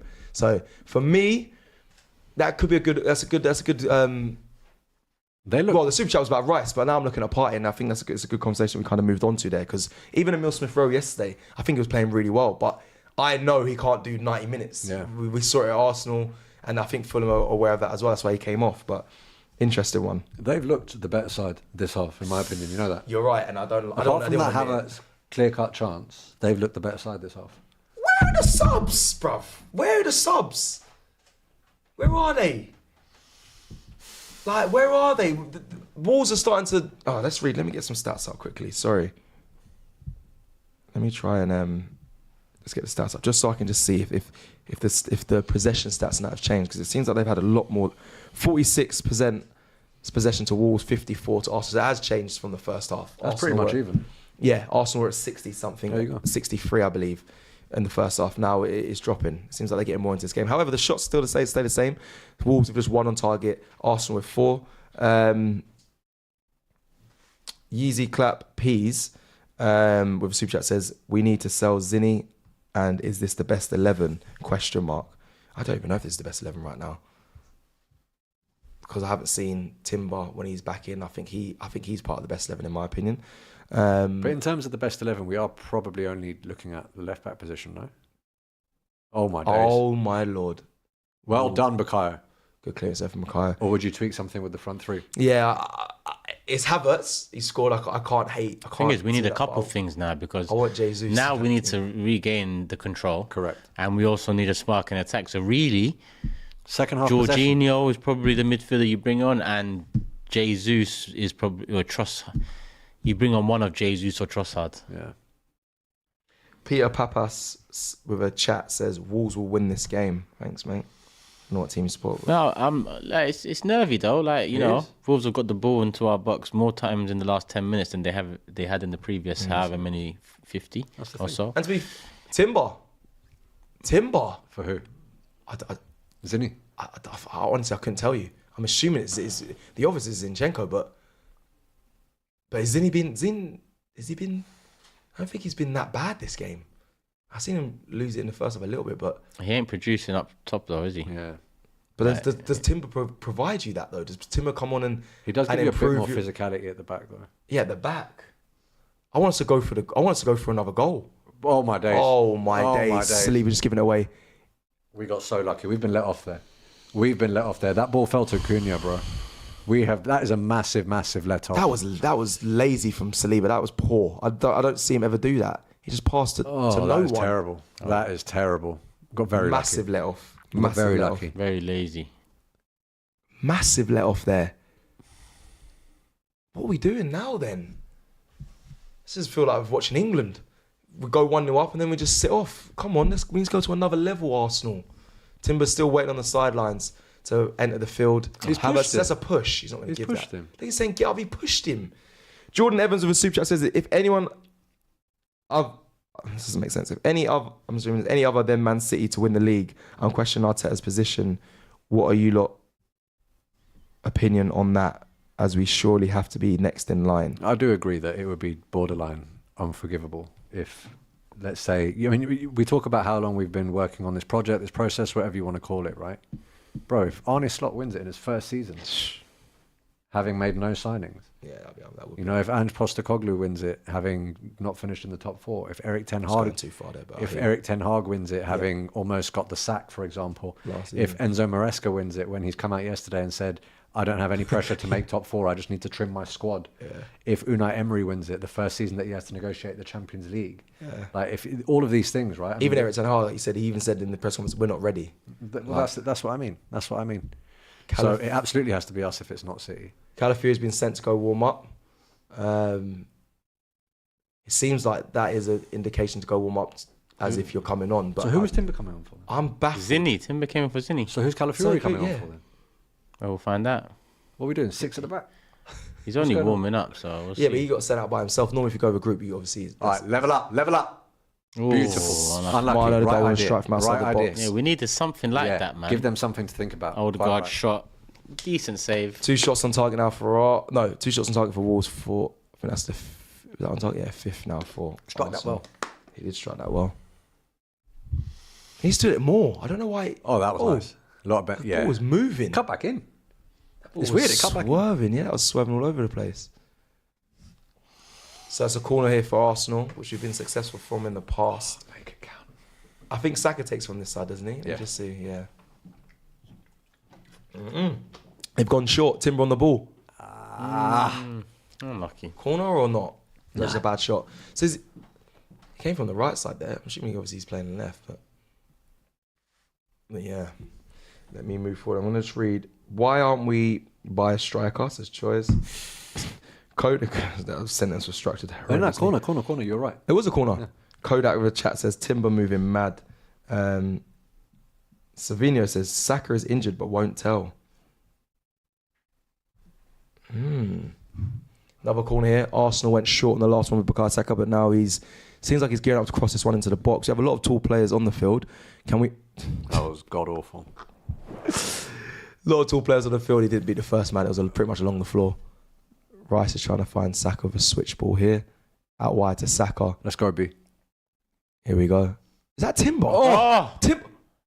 Oh, that's a That's goal Timber, kick. isn't it? That's a goal Timber kick. is. That was That's really unlucky, nice. He's though. a very good player. He's coming up. Nuri recovered really well there. Yeah, man. he did. Timber both sides been on the right side though, so I'm lost. Nice, in, out. Oh. Wonderful. That was quality football. Yeah, proper defending, man. Proper defending. It was good defending.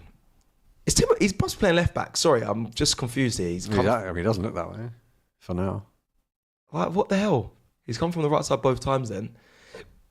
Let me just see where his position is. Yeah. Okay. Yeah, now he's back. left back. He's playing left back. He must have reset now. Okay, here we go. Well won, Martin. This is what I said about Set him off. comparison to Guardiola. He's essentially a free role from left back. Say his name. Guardiola. Come on, B. You've listened to Robbie say it far too many times. That's why you're looking confused. Guardiola. Mad. But you said it quite good though. Much better than Robbie. So well done. What did Robbie say? Cadiaglio. He turned him into a pasta. Yeah, he turned him into it was a madness. Many things. He turned him into many things. He signed for Brighton, isn't it? Or is it happening? I think he's signing for I Brighton. don't think it's gone through yet. I think, Maybe I've yeah. got that Yeah, wrong. it is. Yeah, Robbie actually. Yeah, you're right. He did. He's confused my understanding of that name Yeah. and many others. If I'm honest, Oh, you're blaming him now? bro. I thought David Ornstein was called David Ornstein for so long because of Robbie. Yeah, that's poor. For so long. Just inserting ghost vowels into names. I was calling him Ornstein, and someone pulled me up on it. I said, oh. And then I looked at some of the comments. I said, oh, actually, it is actually just Ornstein. But yeah, but big up Rob, man. Hey, Partey again, man. Partey needs to come off, man. Bring on Georgie, man. It's just a bit slack. Nice, Rice. That's That's nice. a good play.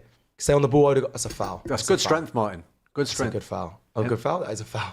I'll be honest with you, man. One of the reasons why I was talking about things other than the football for the last 10 minutes is because I'm actually getting quite nervous now.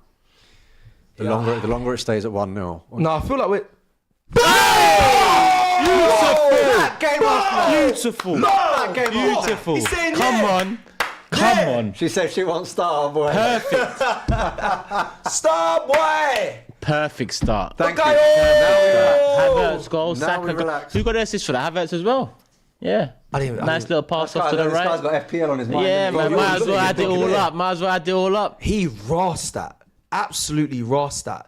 Look at this. Play. Quick free kick. Well done for Partey there as well. To play fast. Yeah. Fair play. That was Partey, wasn't it? Havertz didn't do much. He just laid it to They're him. still. He Look might at not this. even get the Cut assist. inside. We've seen it before. We know what you do. Oh, he went near post though. That was different. We haven't seen that many times before. normally goes the opposite way, Usually he you're goes right. to curl it. That's good though. Jose Sarr, he got questionable there though. Beautiful. No, because Bullet, though. the thing is, if you Saka smart, if he starts adding this to his game, this is where you take it to the next level. You go inside and outside as well. Look at that, beautiful. That is a finish. Sar's expecting it. Look to go. at Sar's Yeah. feet. Exactly. His first step Sar's is steadying out that himself way. to go. Look here. Look, you see that? And then Beautiful. Yeah. Beautiful Saka. Come on. Running down the wing. Saka. Here Saka. We are going to win the league. Bukayo. Why you got to do this when I'm on stream and say we're going to win the league? Saka. Running down. Glorious. Look at him. He's Absolutely saying what? glorious. Production. You know when Absolutely Cecil's glorious. singing things like that, can you just put it on his Zoom own in on camera, him. just so when it's later, Keep us two man if it's out of later this. clipped that Give him for a solo shot. unfortunate circumstances, I have no. Turkish is now in the clip. This is separate. This is the advice, the warning. No, I love that. I love that I was worried about him in the first half, the injury and that, and then he comes up with a goal. That is so Saka. It's Saka to a T. Looking like he's in pain, then turns up with a banger. Makes it 2-0 to Arsenal. I'm very happy. I'm beaming. I'm very happy. I'm beaming. Because you said that thing earlier, I was like, I'm just talking about other things apart from football because I don't want to face that. But as this soon is as I getting said technical. that, bang. Literally, I couldn't finish the sentence. And now man can just... Arteta's still switching. Arteta is still switching. It's what he does. I remember it, like I said, in the Leverkusen game, I think it was 4-0 up or 3-0 up, and he was going mad on the touch. I said, brother, what is happening? But it's good standards. It's good. It's good to see. Let's But get one more goal, man. Yeah. I said 2-0. I would like 2-0. It would be nice if Martinelli gets it, but Is he I on the don't FPL? think he's going to be. No, he can't have he's more than not. 3 in a It team. just would be nice, but he's going to. He'll He'll be the field subbed off soon. Yeah, he'll leave the field soon. Trossard or Jesus will be coming on. Hold on a second. We Calafiori will come on. all predicted the first sub. No one said Timber. No. Okay. Good. Just checking. Yeah, that was a surprise. That was random though. Yeah, I'll He be missed the honest. last 2-3 he did pre-season look good. games. He has made a bit of a difference Yeah, since he's come on. He's yeah. looked bright. He's Energy. looked very direct. He's back. Unpredictable. He's back. Yeah. No, I'm gonna. Yeah, his injury. I thought his weight bearing injury was quite serious, but he's back. He's back. Oh. That's good. That's good. No, to see as well. Mikel confirmed in the presser that he was in the squad yesterday. Oh, Martinelli got away with that one. That was a handball, wasn't it? Yeah. That was big time handball. Basketball Go and handball. have Havertz fight. But to be fair, I mean, if you have players on their team that Oh, can- ref, you're taking the piss, ref. I'll be honest. Refs had a bad game. They're having a battle, and I rate that. Havertz and this, what's his name, Mosquera. They're going at it. Was that even him? I might be wrong. Yeah, it was him. They're going at it. Let them go at it. This guy nearly choked him out 10 minutes ago. It is a good battle. Vicky Scott with a super chat says, "What do you think will be the outcome of City's case?" I mean, we did do a section on it, but we didn't discuss the outcome though. What's that? What do you think the outcome of City's case? Do you think they'll be found guilty? Just see if we found guilty or not. Oh, you don't. Shall I tell you why? Go on quickly. I want to know. If the Premier League had a smoking gun, they wouldn't have tried to posture with 115 charges. They would have just brought the ones that they needed to nail them on for. 115 for me, if I'm looking at any other walk of life. Some of them are a joke. They're diluting for it the grass. They're diluting it. Is one of the charges they've had. Is it? The length of the grass during match day. But at the same time, Man City this summer, it's been unusual the way they've approached it. But it's not been just them. It hasn't been. But I mean, what, you include us in that? But we're normally the ones that do that sort of stuff. Man United have spent, Tottenham have spent, Chelsea have spent. But look at the Alvarez money they just brought in. I wouldn't be surprised if they do something big in the next 2 weeks. But it looked like Alvarez would have just gone and Bob steps in. Now Bob's got injured. Yeah. That's when they're going in for the window. Yeah. But that's unusual for them. Usually they're prim and proper in the market. Yeah. I hear you. So maybe they're expecting something. Maybe. You are right. If you're going to include... Why are you including the length of grass and stuff like that? Like, I thought it was just fail to submit or show. Failure to disclose and cooperate with an investigation was one, but you also had things like inflating the income of certain... not declaring the correct amount for paying certain managers, for example, right? And players, surely, because I thought I heard Haaland was on like some crazy wages as well. But this covers a period prior to Haaland, though. I think this period is... I don't know. Do you know, Sheroy? Yeah, Trossard's coming on, but yeah, actually, I suppose it would be manager, wouldn't it? Be manager payments. I feel like all of is it even before Pep? I think the vast majority were from the period of... Someone correct me in the chat if I'm wrong, but I think you were looking at 2017 till about 2021 was the vast majority of the charges. Under Pep, yeah. It's interesting. But you're right. Some of them are historic. I think you're right. I don't really know. I think you're right about... You said they'll get found not guilty. You believe so? I think they might get found guilty, but not on minimal charges. It won't be like... It'll be a points deduction in my opinion. Because I think, like you said before, we discussed, it's going to look bad either way. Yeah. So you don't want to go too harsh. It's like, well, they've just... Come on, make that count. Make that count. I don't know if that was the right ball. Good. Watch him score. Oh, handball or block? He did everything right. Havertz though, yeah, he did. He done well there. Yeah, they don't want to go too hard. We have to score those. Sorry to interrupt, but we have to score those. Lethal, isn't it? Yeah. But is that a clear-cut chance, though? We had four of us in their box. There's a player in front of him, though. It's hard. When they show the replay, but it's not like it's an open, like a clear-cut opportunity, in my opinion. Listen. For me, it's a clear-cut team chance. We had four in their box, Cecil. You should be. The bare minimum there is a keeper makes a great save. I agree, bro. We'll watch it back. We'll run it back. I think Saka's just walked off the pitch, so I'm assuming Trossard coming for Saka. Am I going mad? Leo. That is Saka for Trossard. 1 goal, 1 assist. Not, man? Light work, bro. You know he's about to play 50 games this year. Save him 10 minutes. When you lot say give him a break, I took him off for 80 minutes. So I was going to say, got that 10-minute buffer. Beautiful. Goal, assist, first game of the season, Saka. Thank you. Yes. And he gets the 1 point for an FPL clean sheet, yeah? Come on. Yeah. He probably gets the free bonus for that as well. Yeah. Do you know what's mad to me as well? I don't think he had an amazing performance. But then he does this all the time. His numbers are still going to be unbelievable. I think he was good. Very good. He was good. But I wouldn't say he had an amazing performance. I think he's efficient, though. That's the thing. Yeah. I think that's the way to describe him. Because, to me, he's not the standout player for Arsenal. But then people will say, well, goal and assist, he should be. I think today he probably is now. Yeah, that's what I'm saying. That's what's annoying. He is now. He is now. Because it was Havertz first half. Yeah. Second half, I think when you look at how important that second goal was, and really it was all Saka, you know. The ball out wide, it didn't really put him through on goal. He had to cut in. He goes near post, beautiful strike. He wins us the game essentially because Wolves were getting into it around that time. Completely. So Saka, right now, man of the match. Yeah. And it's not going to change really. I say right now. No, it is man of the match. Nothing's going to happen in the next 10 unless Havertz gets 1 or 2 more. Yeah, he'd have to get probably 2 great goals for him to kind of surpass Saka today. But yeah, it's good. It's a good start for Saka. Interesting that Trossard comes on before Jesus though. Yeah, that is funky. I'll I be guess honest. that when you look at who deserves it more, just off pre-season, I guess, and even off last season, I guess it's Trossard. So I don't think Jesus done enough in pre-season to say. But I liked him in pre-season. I think he looked sharp. But Trossard also. Who do you think has the most impact if you can play them into form, though? Jesus, easy. Do you think this is a? That's why I would probably have leaned towards giving him minutes, Yeah. because if you can play him into form, he can have such a season-defining impact when he's at his. Not that Trossard can't, but I think Jesus does edge it and getting the I best said out of him. easy, but yes, edge it. Yeah. It's not easy because Trossard as well. I mean, both. So would you say that Trossard's been dropped and not? Would you not? Or do you not think it's Arteta saying, "I'm saving you for this Different games. You're right for the. Yeah, you're right for. So what are you going off? He's dropped because he's not a level, or is it or is Arteta saying to him, "I've got you. You're going to be for this game. Like I need you for certain games." If we come up, in my opinion, if we come up against a team where it's absolutely clear from the outset that team is going to turn up and hope for a 0-0 and maybe hit you on the break, I think he's going to choose someone like Trossard, because Trossard is probably technically better at unlocking those teams when there's less space. If there's a team with a hint of space in behind, I think he's going to start Martinelli because he's the outlet ball. Yeah. And it's good to have two different types of player on that flank. That being said, neither of them last year, when they started matches, had the impact that you would want. They were both slightly better off the bench. The one standout game for Martinelli for me is the Liverpool game at the Emirates, where he was really, really good and a game changer. Boys, I need to get this conversation Something's going. going on with Rice. Yeah, man. he's got it cramped to me though. Yeah, well, why is he calling on the medical staff? He's got cramp from the way he's doing the stretches and his reaction.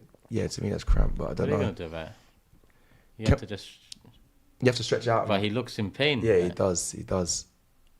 But I think he's trying to take off all this strapping and that. Obviously, I don't know much about this, but is this normal? First game of the season?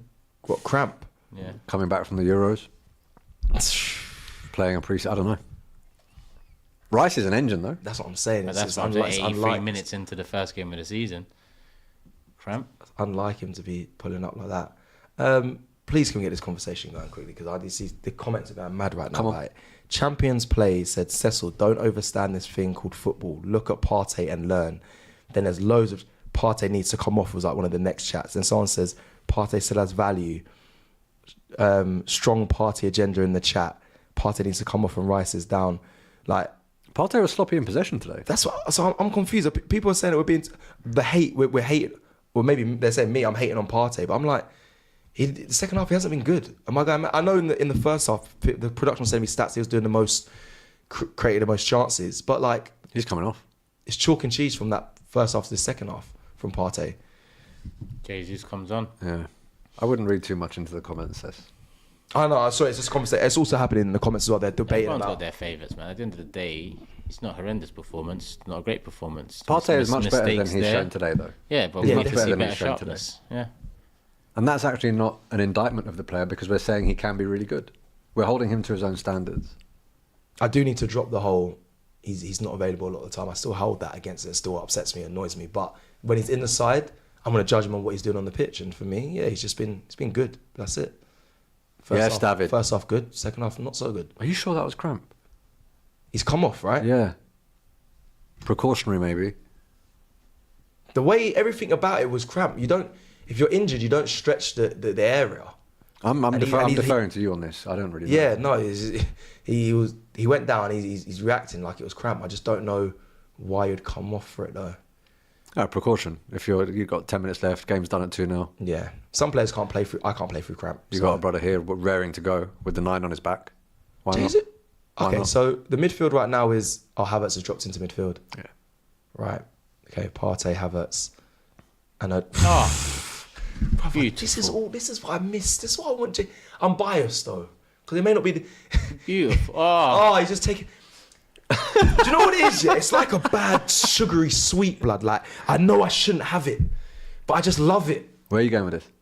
Jesus, like I know he may not be good for the team because Havertz scored. Havertz scored. But Jesus can be good for the team I whilst know. doing all of that. He has shown that he can do that. I know, Seth. but I feel like Havertz he's doing it more. But I prefer to watch Jesus. Well, Havertz has had more minutes. Yeah. Mad. I just called a man a sugary snack. Yeah, That's crazy. mad. Shit. I know I shouldn't want it, but I want it, you man. said worse. Yeah, it's true. Yeah, man. Here we are. You had your legs up in the air at the Oh, beginning of the stream with your socks out, so Yeah, today you've been a mad guy, bro. But, Yes. but Let's not talk about the little man inside him. Yeah, I had to pause that Oh one. my I days! had to pause that one. I paused it. Did I say that? Yeah, I paused it when I you did said say it. that. I paused it when you said it. And also, what was it? What, Knocking. you man didn't want to stop me though. I tried. What do you want me to do? I can't read your yeah. mind, big man.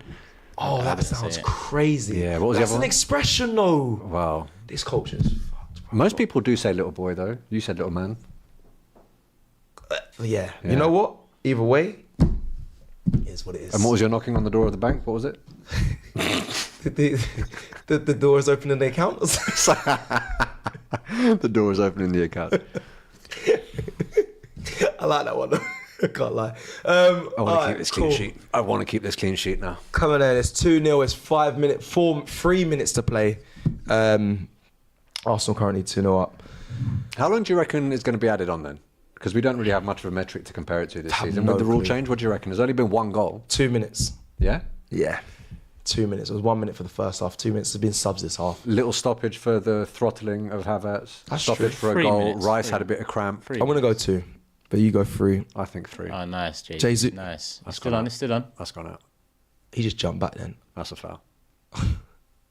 I do like Jesus is a good player to watch. Look at him stand in front of the ball now. Oi, oi, I love that, man. That was mad. Yeah, but Finger Jesus, in the- he's going to book in Jesus. the box. He's booked Jesus because he dashed him to the floor. That's the guy that grabbed man's neck and Yeah. now he's batty hole. Dark arts. That is bro. mad. Dark arts, bro. Yeah, but Dark arts. that's questionable. Who's that? Who's the player? I think it's my man again. No, isn't they're it? going to zoom. Look where he's grabbing him. This is crazy. Why would you do that?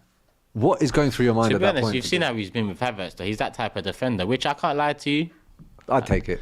I mean, I don't condone what he just We done have there, one. but I mean, dark arts.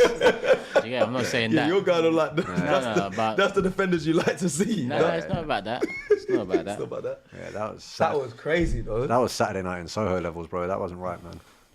Of all places to try and move man. Anyway, right, Jay's look, good. Go on. Is that Nelly? Yeah. Yeah. Go on, Come on, man. Martin. Let's get the Nelly, third go one. on. Go Head on. down, in behind. Get a corner at least. Get something. Don't lose the ball. It's a foul. Ref. He Yeah, he's always giving does it. the arm in the He's air. giving it, he's giving He it, always he's does this. Look, Eleanor, he'll go back up as well. He always does this. Straight in the air. Ah, Martin Ellie. Love him. I don't know if that was it definitely a foul? That was a foul. Do I you think. do you think this is one of those games where we're going to look back and say we were a bit more nervy on the watch along than we maybe ought to have Tripped him. been?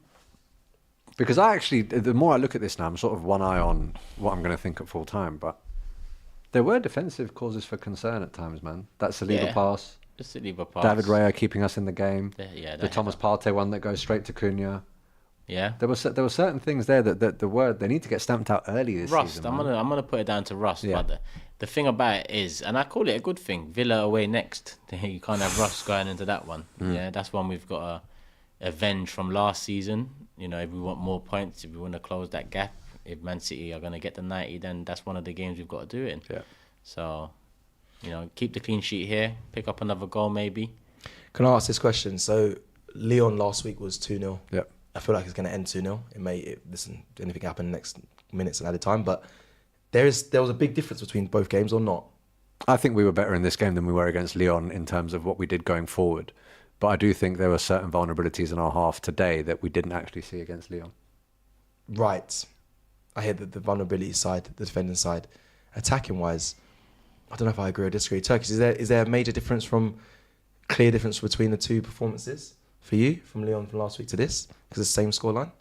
5 minutes at a time, by the way. Leon was set pieces though, isn't it? So, you know, very few open play chances really created. So that's the main difference, which is good. But we created chances against Lyon. We just didn't put them away, apart from obviously the set pieces. So, but again, in this game, did we create? Was there a lot of clear? I mean, there's only 2 clear-cut chances in the first half. The Havertz one was definitely clear-cut Right. in the second half. Yeah. Yeah. Saka has had some, to be fair. He did have some chances. I don't know if they're clear-cut, but he had some chances. The headers and stuff. We get a lot of corners. Sorry, they said the stat just come up there. 8 corners to their 1. We've got to put this one away. Got to put this one away. Rice is How off. often do we get that many corners in a match and Yeah, not score? 8 games. Yeah, normally we score. Oh, that was a good defensive. Yeah, header, to be really good fair. defending. Really good defending. away. Yeah, got rid of it. Still 4 minutes to play. They added 5 on. Yeah, so I said it was well off. Shows what I know, bro. Well, I said 2, innit? I said 3, bro. We're all wrong. Man. It's been, listen, a 2-0, like, right at the moment, a 2-0 win for me is a good opening for him. I wanted 2-0. I think 2-0 is comfortable. I know a lot of people off. I was in the pubs before. I was around the stadium. Everyone's saying 4-5s. Maybe because that's what they wanted to see. Set a statement, set a precedent. But 2-0 it made sense. It's the first game of the season. I know we're at home. And that's what people kept telling me. But we're at home, Cecil. But 2-0 is a good scoreline. You know where they were coming from? Go on. You're at home against a team that certainly is not of the calibre as the team you're playing next Saturday, the 24th of August. Saturday, the 24th of August, you're going up against a team that arguably screwed you in the title. And you're away, and they're a much better team. So the notion that people wanted a 3-4-5 today was so that we could bounce into that Villa game. That's true. Whereas now, I think what a lot of people will be saying is you struggled to an extent with the ball into the box where David Raya had to make that save. You struggled with the press to the extent that Saliba and Partey gave the ball away. How are you going to cope with that when you're at Villa Park next week? There's just going to be that unnecessary element of nerves. I don't think the players are going to have that. I think they're going to be saying exactly what Turkish said. This is rust. We know we're better than that. We're going to fix it. But that's why I think people wanted the statement. You're actually right, because you bunny hop off momentum if we smash this team today. But the funny thing is, if we beat these lot 5-0, unlucky. You ask me what I think the score's going to be against Villa. When just before the game starts, I'm going to say, I don't know. I'm not confident. So like, beautiful. It's so Timber. funny. Yeah, that was beautiful. Timber that was beautiful. Well, don't ruin it. I was going to say Timber's a machine. But yeah, it's funny. People want that till they want to get the momentum. No way. Good save again. Good but save, Raya. I mean, they shouldn't be getting these shots off in the 94th Timber. minute. You know, He's it's got his game hands management, up there. man. He's switching a Leo as well. Look, he's screaming saying, out, Leo, saying it. head on. Saying, yo, focus. The game's not done. He's right. If Arsenal come out unscathed, they don't lose against in their first 5 games. Yeah. If there's a draw in there, just say if they just don't lose. Do we win for me? Too early. Nah, I don't like that. Too early. I think we win the league. Too early. How are you going to call it after 5 games, Cecil? Because that's how I am. I'm a fucking idiot like that. That's how I am. We don't lose in the first 5 games, we win the league. Yeah, I said it. What? It's mad, but it's true. City away, Spurs away, Villa away. But you still have to go to places like Anfield. Don't worry about them, man, there. That's how I feel. Anyway. You're a brave brother on camera, you know. Yeah, man, why not? You That's how I really feel. are, mate. Next week, I won't be feeling like this. But this is how it is right now. We got a couple more seconds. What we got? A couple more seconds to the end of the game. It's 2-0 to Arsenal. A lot of people giving you the Moreno. It's all over the chat. Do you really? Let me get a. You don't look like him like Bro, that. Like I get Moreno, I get Mahrez, I get Fabregas. When I was fat, I used to get Adil Tarabt when I had a shape up with a 3 on top. Lord. When I was even bigger than that, people used to call me DJ Khalid. It's just any person with an ovular head and big ears and a beard, bro. I get called that. It is what it is. There's just nothing that can be done. Moreno is a mad shout to compare with you. I'll be real. It is just a madness. But I hear it. I get Eddie Militao. No, but you actually do look like Yeah. Militao. Last attack of the I'll take game. that. Wolves just That's true. defend it, and we should. Who is it? Who is that winger? Because he's a fullback. He's been tricky this second half. Blow the whistle, ref. Yeah, man. All right, that's it. Yeah. Come on, that's is it. he gonna blow it? That's got to be it. That's got to be it. Goal kick. That's The it. refs had a stinker. Done. This game. Full time. 2-0. Off to a winning start. Arsenal. Perfect start, scoreline wise. Getting out of it unscathed as well. Actually, Saka had that early knee pain. Hopefully, there's nothing off the back of that. But And let's see what Declan Rice's thing was. it Looked like it was cramp. You said unscathed. I thought you was going to. We didn't concede. That's what I thought you was angling for. But you're right. I'm supposed to. No, I think I would have. I liked another goal or two more. A couple, So at the beginning when we did the predictions, you said you went off what you think should happen, Yeah. and we went off what we think will. Yeah. 2-0. And that's the reality. I agree with you in terms of what should have happened, and I think we created the chances. Pretty to have calm, 3 or man. 4. Yeah, I mean, got the job done. That's it. We're going to face a tougher test next week. It was about 3 points, and we've got that clean sheet.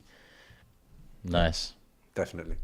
Yeah, I mean, quite a sensible panel today. I think you're right. I think it's what you expected, what you want to see was the higher scoreline for what we thought we were going to see, 2-0. I think you went 2-0 as well. Yep. Yeah, and that's what we saw. And I think that's, in my head, is what I expected to see as well. As this opening game, it's your first game of the season. I don't see us battering a team. It's a Premier League.